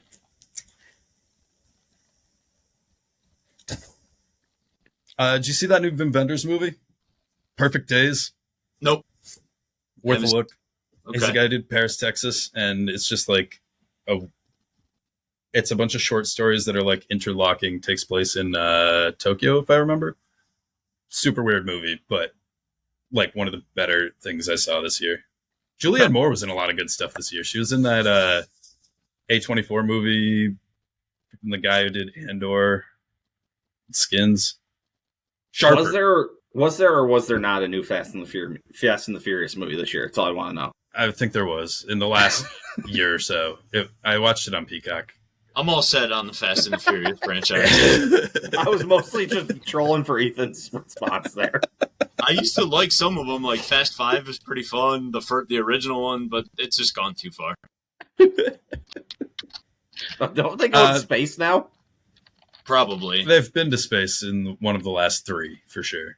Nice. A car goes into space. Ludacris goes into space. Come on. I don't know. And then he returned from space to come dangling down into the Mercedes-Benz Dome and perform a concert hanging from the ceiling. Yes. Oh, man. A direct sequel, actually. I was going to say, he just returned directly from space and came down through the hole in the Mercedes-Benz Stadium and somehow hooked himself to it to make sure he could rap Move Bitch. Oh, yeah. Good for shout out to Ludacris, man. The last movie one of my buddies did, not really one of my buddies, but a guy that I met once upon a time, Todd Haynes, has a new movie called May December. May December. You cut out, but I'm with you, buddy. I haven't seen it, but heard good things. It's good. Am I back? You're back. Yep, you're back. Oh, shit. Good. There's a Jeffrey Wright movie coming out, too, called American Fiction that looks pretty good. Yeah, what are we looking forward to? What's like on the horizon? Like, have we said that? For the rest of the year? Just probably for me, like Iron Claw, American Fiction. We did talk. Is there anything like out like next year? Like, because the new Mission Impossible got pushed, right? I'm not sure. Oh. What about Ferrari? Is Ferrari going to come out this year? I thought Ferrari was out. The new Michael Mann movie? I thought that was out. That looks good. Is it out already? I have not seen it, but I thought that release date is Christmas Day, so that's coming soon. Maybe I saw it at a pre thing, and because we're in. You might have. That looks good. Good cast. Heat, one of my favorite movies of all time, so I'm in on checking out Michael Mann movies. Yeah. What are some of your favorite Michael Mann movies? Heat. Hell yeah. I'm also a big fan of Thief from the 80s with James Caan. The action is the juicy. Good one. Some of his movies are not that great to me, like Miami Vice. I didn't love Miami Vice. That movie is ridiculous, but kind of good. Like Black Hat is same ridiculous. Like straight Public Enemy is not that good. Yeah, Public Enemy is kind of rough. But Collateral's pretty good. Tom Cruise and Jamie Foxx. That's a good one. Thief is a kick-ass movie from 1981, but Heat is just like, let that man cook. And let that man cook every day, because that movie rules. He hasn't done a ton of movies, for as long as he's been doing it. Heat 2, got to read that, that was good. Movie forthcoming? Yep. Is there a Heat 2? There's a book. It's only a book. Into a movie. Yeah. Oh, yeah. The book was pretty much made to fire people up for the movie. Yeah. And it worked, let me tell you. What sequel is coming out of a movie like you never thought there was going to be a sequel? Shit, I just saw or heard it. Oh, fuck. What song should I cut to while Wally is Googling? Kid Rock. Sometimes I cut Cowboy. out pieces of silence when Wally is just staring into the void of his computer, because he'll do it for like 20 seconds at a time, and I'm like, I can see that in the audio, and I'm like, good podcasting. I have some trouble every once in a while where I can't figure things out. So I just searched movie sequels. I'm just going to read you the list of some of these. Okay. Not all of them. It's got 13 on here. Lord of War 2, it's on here. Well, Constantine. Oh, Gladiator. They're making a new Gladiator. That's the one. Oh, yeah. I'm pretty unexcited about that after. Yeah, I was going to say, I don't know how I feel about that. Ridley, I don't, has Ridley made Last Duel was, good in parts as well, and House of Gucci was kind of a, ridiculous puff piece type deal, so I'm not really, sure Ridley still got it like he used to have it, so I'm a little nervous about Gladiator 2 as well. Also, Twisters, the sequel to Twister. Yep. Is Helen Hunt returning? Let me see. Twisters is set for a 2024 release. The legacy will follow the child of Helen Hunt and Bill Paxton's characters. As they with duel some multiple of the cast. Twisters. Well, Bill Paxton's dead, so he can't be in it, right? So that would be that is true. That would be true. I would have to imagine. I wrote down a bunch of movies I didn't see from this year that I thought sounded really good that I plan to check out. Let's see here. You Hurt My Feelings. It's a spiritual sequel to Enough Said with Julia Louis-Dreyfus. It's like a kind of a rom-com dramedy. Zone of Interest is about a guy who runs a concentration camp and his family who live on the opposite side of the wall from the horrors, and most of the things that you experience as a viewer are just the incredible sound design of that sounds hearing dark. But not seeing. Incredibly dark and probably pretty breaking in a lot of ways, but also relevant. I'm in on Jonathan Glazer though, who's directing that, because I watched Sexy Beast and that movie was pretty damn good. Yeah, he movie, so makes good movies, that guy. Yep. What else here? I wrote down Dreamin' Wild with Casey Affleck and Walter Goggins. They're teens who dream of making it big as pop stars, and then flash forward 30 years, it has not happened, but they have the opportunity again. I kind of think that sounds like a fun story. Past Lives is getting great reviews. It's Celine Song's first debut. I guess that one's like a dramedy too. These two fall in love as kids and then move to different cities, different lives, but then intersect later. And this is their past lives. I've heard good things. I haven't been able to see that yet. All Dirt Roads, Taste of Salt. Preview for that is great. It's like a Mississippi Backroads, good looking story. And the last one is Pinball, The Man Who Saved the Game. If I'm not mistaken, I think it's a narrative about the guy who got pinball legalized. I didn't know pinball was illegal, but pinball was illegal until the 70s for some reason in New York City. And this guy came along and was like, this is fucking stupid. I'm all in on pinball. I'm going to go see pinball. Gentlemen, I'm going to cut us off here because the Packers are driving. They're down on the goal line and are about to take the first score in the Packers-Chiefs game. So I'm going to cut us off here, and I'm going to go watch some Packers football. I appreciate you guys. You're the best. Last thoughts? Any last thoughts before we leave?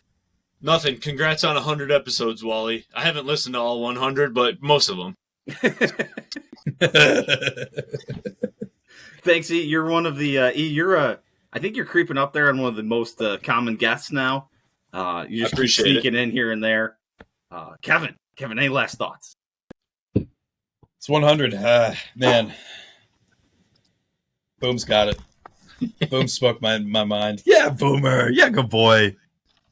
Yeah, boom, boom. You gonna say hi, Boomer? No hi for Boomer.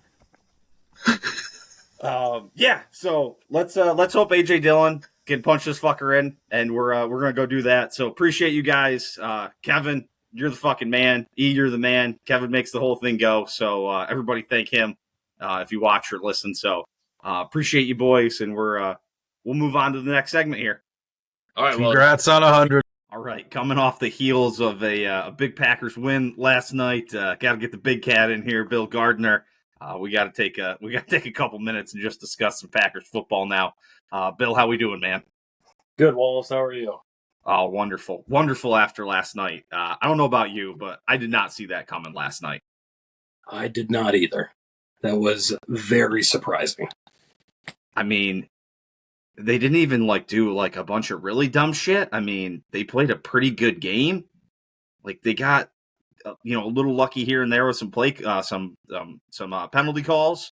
And there's some non-penalty call there down the stretch, but I mean, for the most part, I'm kind of eating my words on Jordan Love a little bit here lately. Like he's been going through a good stretch. The receivers were catching the ball. This has been a good run. I mean, I feel like that's kind of what this season's been. You can almost break it up into different chapters. Mm-hmm. The first week or two, I remember you and I were like, okay, not bad. And then it was like, okay, he's actually playing decent with what he has. Then we fell into that span where he was awful. Terrible. Just regression, and he looked bad in every phase of the game. It just looked scared. Just he didn't know what the hell he was doing out there, basically. Yeah. And then all of a sudden he swings it back, and he's put together 3 really good games. Yeah, in the last 3 weeks, he's definitely a top 15 quarterback. Because, I mean, shit, the bottom 15 quarterbacks in the NFL right now are pretty bad. Yeah, that's true. But, he's pushing, a top 10 for this year. Not consistently in, the last 3 weeks. I'm trying not to get ahead of myself because, like you said, there was a big regression, in the early middle part of the season. But, there was no signs that, this was going to happen and, good things were coming. No, I think we had talked about before, he would have these flashes of just incredible talent. But it's everyone in the NFL has talent. Everyone can flash. It's just whether or not you can stay consistent with it. And I really didn't think he was going to be able to. I think he's got some good raw talent. And, you're seeing that now. But it's just, I did not expect him to do a consistent. I mean, it's only been 3 games, so I'm not going to get carried away. I mean, he looked like dog shit against the Steelers. Yeah, and that's what I mean. They lost to the Raiders, who fired their head coach 2 weeks later. They lost to the Steelers, who fired their OC 2 weeks later. I think it was the next week, actually. They looked 2 weeks. They looked so bad for 4 weeks, 4 or 5 maybe. It just wasn't. Basically, from the time they got their shit kicked in against the Lions on that Thursday night game, then they lose to the Raiders, then they lost to the Broncos, which in hindsight maybe isn't as bad a loss as we originally thought. No, not now. Doesn't look too bad, really. Yeah, lose to the Vikings, but I mean, that was the Vikings with Kirk Cousins. And then they beat the hapless Rams. They looked pretty bad in that stretch. Yeah. And then even when they lost to the Steelers, they didn't look great. But then, I mean, I was watching the Chargers game with my brother, and I was kind of bitching that it looked like they were going to win. I'm like, this win's not doing anything for us. I was like, we're just losing draft spots. And then all of a sudden, we've run 4 of the last 5, and we're the last team in the playoffs right now. Were they 2-6 or 3-6 at one point? Let me look right here. So, because I know we had talked about them potentially, we were like, oh man, they're flirting with a top 5 pick here. Yeah. And now all of a sudden if the season ended today, I think they're in the playoffs, right? The 7th seed. Yep. They were 2-4, they were 2-5, and then they were 3-5, and then they were 3-6. Yeah. And yeah, right now, as of this week, they're in the playoffs. Need to get themselves out of that 7th playoff spot because that team's going to the 49ers or the Eagles, and Yeah. I'd prefer not to have to witness that fucking game in playoffs. It's fucking bad. Realistically, if they do make it to the playoffs, I think they're going to lose to whoever they face. Probably. Because this team isn't like, if they do make it to the playoffs, they're way ahead of probably where they expected to be. Because they have, especially now with Jones out, they have youngest the team in the league roster in the NFL, and I think it's by a good margin. Like, they're really young. So for them to, if they were able to sneak into the playoffs this first year, that's a success, really. Yeah, they are the first round. Back in August, they were 25 years. It was the average age, but I think I've seen recently it's down into the 24s, like with roster moves. Yeah, with Bakhtiari out, Douglas going to Buffalo, and now Jones out. It's got to be even lower, I would think. Yeah, I can't find anything kind of recently. Yeah, there's nothing recent. Everything dates back to August. But yeah, I did see a stat that, and the announcers love harping on it. Like, youngest team in the league. Yeah, it's their fucking favorite thing to say. Because it's one of the only, when they look like shit, you're like, well, they are the youngest team in the league. A lot of promise and potential there. Speaking of promise and potential, Christian Watson has just decided to become, good again. After he was just... that's the most confusing thing about this team. It's we're kind of riding high right now, but they have an easy slate coming home, but it's 3 road games, one of which is in Minnesota. This team could just totally flip again, and then all of a sudden we're like, what the fuck?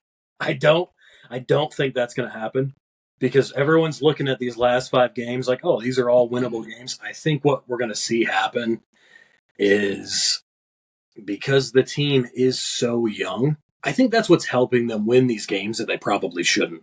Because what do they have to lose? They're just going in with nothing to lose. They're young. They don't really have, it's just they go in with that attitude, let's just go get it, Yeah. And now that there's going to be kind of some pressure, I think, okay, now you guys got a shot at making... I'm worried that we might see now the age becomes, it works against them. Mm-hmm. We're instead of just going out there and playing and not caring, they're going to start to press and feel the pressure of the playoffs. And then I think that's when the young team will probably start to crack. Yeah, they're going to be favorites in at least 4 of the last 5 games. They're going to be favorites at New York on Monday night next week. Then Tampa Bay comes to Green Bay. They're favorites in both of those games. They're definitely going to be the favorites at Carolina. They might not be the favorites in Minnesota. Who knows? By that point, what Minnesota could be, and then they host Chicago in the last game of the year. They're favorites in 4 of the 5 of those. So it's like you said, it's a very different feeling now. It's now you're expected to win. There's a big difference in feel from we're the underdog. We got nothing to lose. When there was no pressure, everyone had basically given up hope and it was we're going to get a good draft pick. And now all of a sudden it's you got to make a real push here to make the playoffs.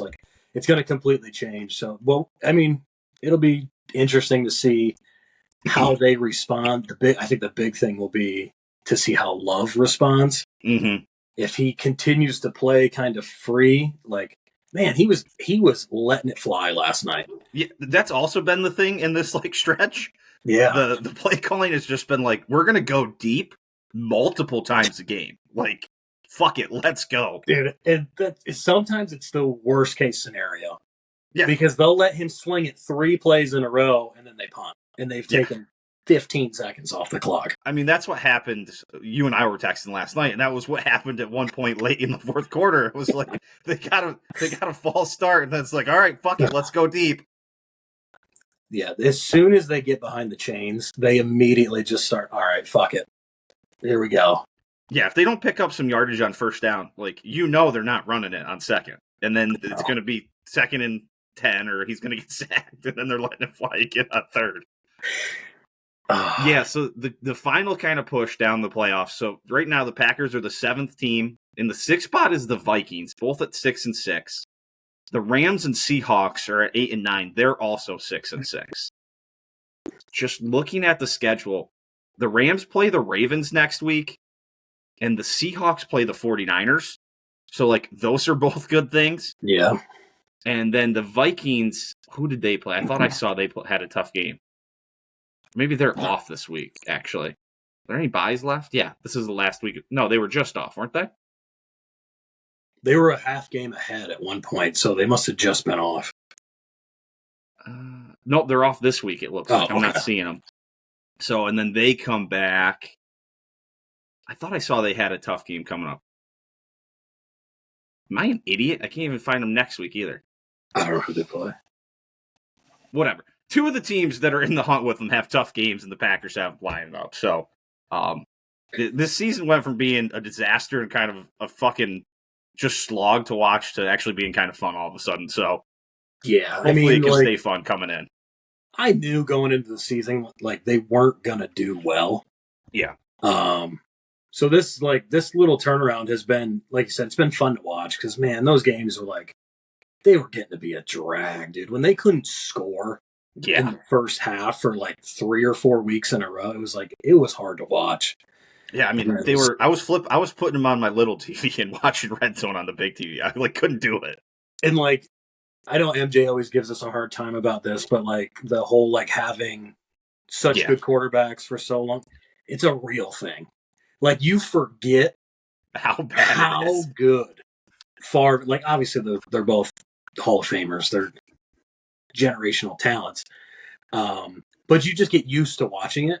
Mm-hmm. So even when you like temper your expectations, you can only bring it back so far because you're so used to seeing such good quarterback play. And when he really struggles, it's like, holy shit, this dude is dog shit. Like, get him off the field. But it's like, it's basically a rookie year for him. I mean, he's got experience backing someone up, but there's no real game reps there. So this is basically like a rookie season for him. And he's also still super young. Yeah, he's not that old. Like, he was pretty young when he came into the league, right? I'm pretty sure he just turned like 25, and he's been in the league for 4 years. He just turned 25 last month. There's dudes now, because of all like the COVID years in college and shit, there's rookies who are 25 years old. Yeah. So like, if he can end up being the guy, which I didn't think he was going to be, but if he can be, they're in a good spot, man. 25 years with those years of experience already, like, if he could put it all together, they could be set for a while.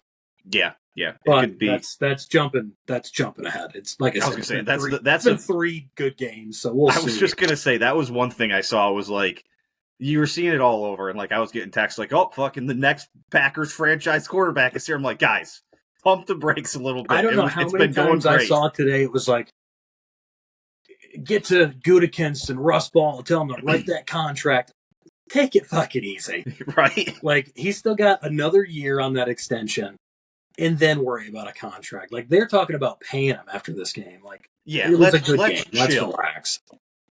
Yeah, I know there's going to be a bunch of money opened up on the salary cap after this year, but like, no need to like you don't have to spend it immediately. Like, take a second, take a beat, let this year play out. And then if you feel like you're seeing more progression in like the offseason, then we can talk about it. Yeah, it'll be interesting to see. Like, I mean, he's not going to keep this level of play the rest of the season. I mean, if he does, Jesus, we really got someone. Yeah. But he's going to come back down to earth here a little bit. And I know the big thing we had talked about was like getting stuck in mediocrity for years. Yeah. And that's just, that can't happen. I mean, they either have to like, that's why they can't do the contract thing. Like, you play out next year. That'd be 2 full years as a starter. Then you make your decision. Because you'll know by then. Stuck with a dude who's going 9-8 every year. Yeah, I'm not interested in Derek Carr. No. Nice. Well, man, you got anything else to this? I think we hit the major spots. No, it's fun watching games again, and it's a different feel, like watching the game as like an underdog. Yeah. As opposed to all the years with Rodgers where you expect them to win. So these when good things happen, it's almost fun. like a little more exciting. Yeah, it's like I was like yesterday was like the first time I really felt like I was like fired up watching a game. Same. Like I was giving the TV the Dak Prescott, like flexing on it. I was like, all right, here we go. Like it was fucking fun to watch. So I mean, hopefully they can just keep that up. Yeah, that'd be great. Perfect. Well, thanks, Big Cat. Appreciate it.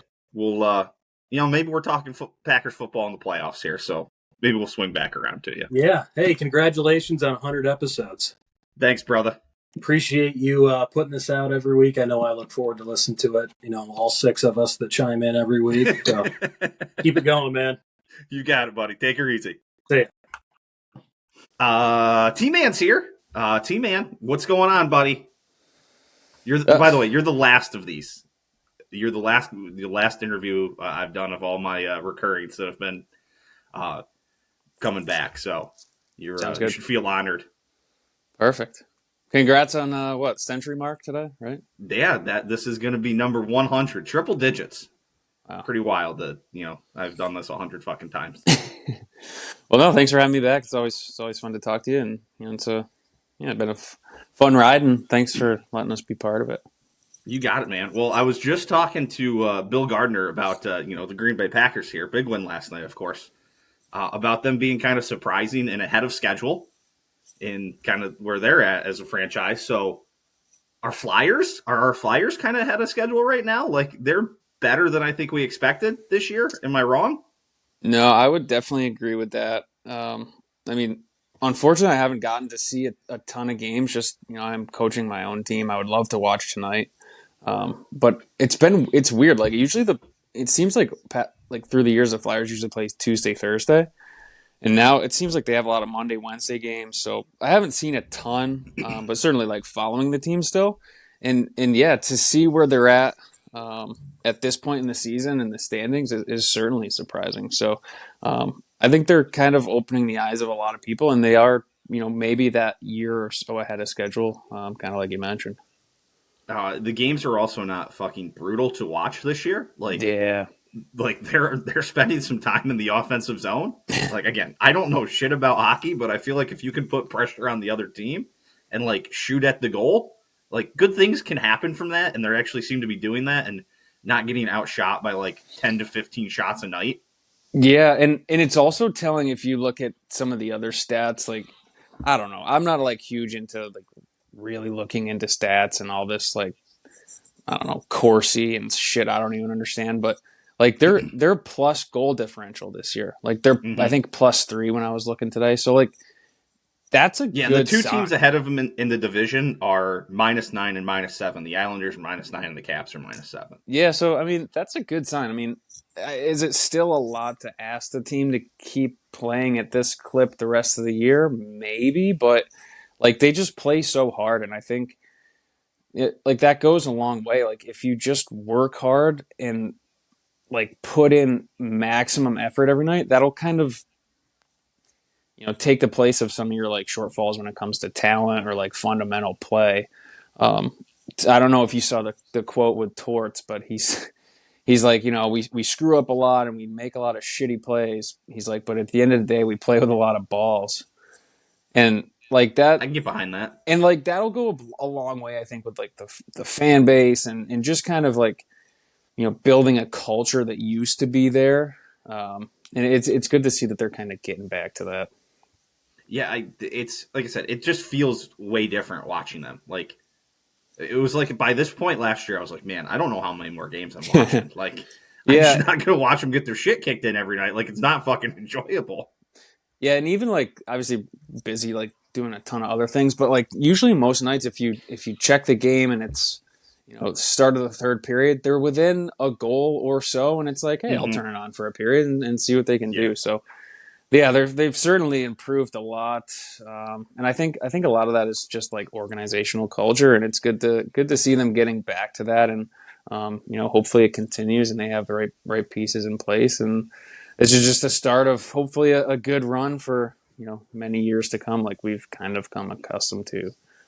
Certainly, I did growing up as a Flyers fan. So Also, they've figured out how to win like some overtime games, which has been pretty fucking wild. Yeah. They did dump.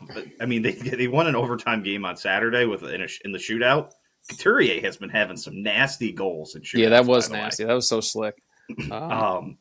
But yeah, they, they're 2-0. 2-0 in shootouts. I think since the shootout came in 2000, so the 5-6 season, I think they're like worst or like second to worst shootout.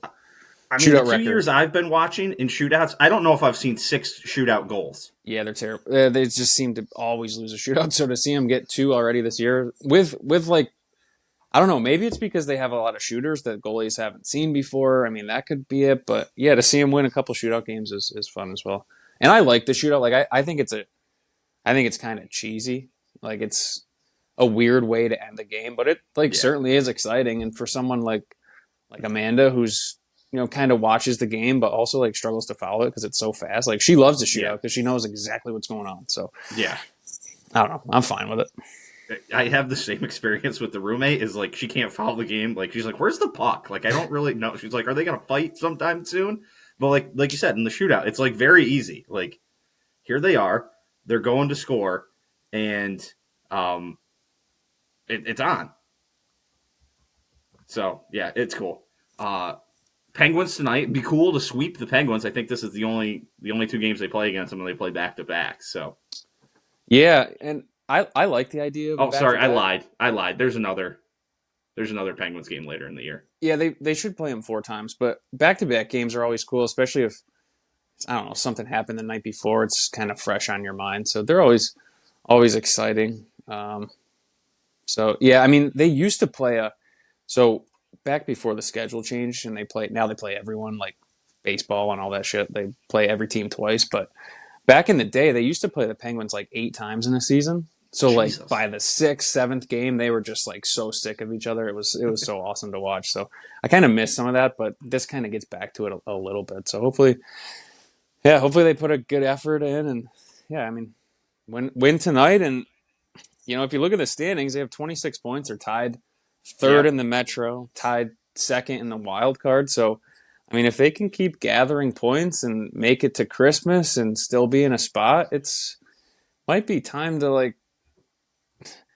I don't know. I was talking to my brother and our other buddy who's a Flyers fan who lives up here with us, but we were saying like we might have to start watching a little bit more because like wouldn't it suck so much to get to the playoffs and be like, damn, I didn't like if they make the playoffs, I would feel like kind of like who are these guys? Yeah, and I would feel shitty as a fan. Like I kind of like so I don't think it's time to like fully buy in and like start marking shit off the calendar to catch Flyers games like I used to, but I'm gonna definitely be invested the rest of the year, and that's all you can ask for a team that's realistically doesn't have a shot to win it, but just keep my interest is really all you ask for.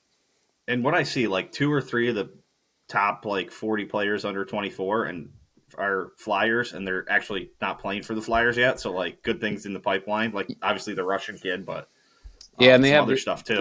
The other kid, Gauthier, who's at Boston College, and he's kind of lighting it up. So I think they have the 2 top prospects that aren't in like professional hockey yet, which is nice. Yeah, that's a good sign. Nice. How you feeling after that Eagles game, dude? You okay? That was an absolute ass kicking. Holy shit. Yeah, I mean, I feel like it got out of hand fast. Like it was all of a sudden, it was just like, holy shit. Yeah, I don't know. I feel like they had that one coming, but I don't know. They didn't score. I said this too. I was like, when they didn't score touchdowns on the first 2 drives, and they really drove the ball, and they like completely stymied the Niners. Right? They I think had -6 yards in their first 2 drives. But then the Eagles settled for 2 field goals, and it was like, holy shit, they get a touchdown, and they're fucking going to be losing. And then, sure enough, that's what happened, and they just got their asses kicked. So, I don't know. They've had a tough schedule. You're going to lose a couple here and there. Like, I think the schedule stays pretty tough for them down the stretch, too, right? Well, they got the Cowboys this week. Then they go. I'm not sold on them. Then they go Seahawks. And then they got the Giants twice and the Cardinals. So, Oh, okay, yeah. So if they get, so they're in their stretch. Yeah, they're in their little stretch where they go Cowboys, Chiefs, Bills, Niners, Yeah. Eagles. But then like the Or, I Cowboys mean, still got to play Cowboys. the Dolphins, I think, Yep. and the Bills. So I don't know. I think they're still in a good spot. What do you think about the golf ball rollback? You looked at that at all? No, that was funny. We talked about that a little bit last night, texting. Yeah, I think I made a joke. I was like, so does that mean at TCC it's going to be like driver 6-iron into one? Like, I don't know. I don't know. It's silly. I just unnecessary. I just can't see that for like the average golfer in the world. What the point is in like making the game harder for them? Yeah, and like even the good average golfer still hits it pretty inconsistently, right? Like your drive could go anywhere from 280 to 260 on any given swing, right? So shit, I can hit one about 235. But yeah, so like what's that gonna do, right? Like you're already so inconsistent, like I don't know, it's just silly, I think. I get it for the pros. It makes absolutely no sense for the amateurs to me. Like no. I get why they want to do it in the pros. Like they're just losing like golf courses to the fact that like those kids just hit it way too far for those courses. But like I don't know. I just don't get the point in like making my fucking awful ass like have to hit it shorter. Like I can barely break 80 as it is, and you're gonna make me hit it 10 yards shorter off the tee and like 7 yards shorter with my irons. Yeah, it's just and Rory McIlroy's like, oh, it won't affect anybody. You guys don't matter anyway. I was like, fuck you, dude. Take your fucking little ass back to Europe and yell at somebody. Yeah, I don't know. It just seems just unnecessary. Like I think golf, it seems like it's doing well, right? Like a lot of new people are playing it, all the stats. So why you gotta like just fuck it up? Like just leave it alone. Yeah. But and like, what's it matter anyway for the average golfer? Like, who cares? Yeah. Like so dumb. I don't know. It's not like anyone but a tour pro is not going out and like overpowering a golf course. Yeah, like do you know anybody that they're like, holy shit, this guy just completely overpowers the golf course? Like, yeah, some courses are like shorter and like, but it's not like people are just going out to the local muni and shooting like 65 every time. There's not like a ton of those guys. No. There's like what, maybe one or two at the course. Yeah, it's silly. Dumb. USGA strikes again, just fucking fantastic. Yeah, so I guess I got one more point on the. I was gonna say I don't got anything else, so hit me. I know we were pretty optimistic about how the team's been doing, positioning. 26 points, we're ahead of the Penguins. They only got 24. But I checked the future odds to make the playoffs. It's not good. So Flyers are in a playoff spot, right? They're in that tied technically, tiebreaker or some bullshit, but they're currently plus 380 to make the playoffs. Oh, not as bad as I would have thought. But if you look at the Penguins, who are 2 points behind them, they're minus 120. So, not great. I mean, not great for us. I want to try to stay optimistic, but damn, that's just a little telling. But yeah, I mean, who knows? They get hot. Hockey's weird. You get bounces, and I don't know. Just really looking forward, at least to being able to watch some decent games moving forward, and maybe they stay in it till the end and make it tough whether they're going to sell or not, probably the next time we talk and trade deadline time. So looking forward to catching up then.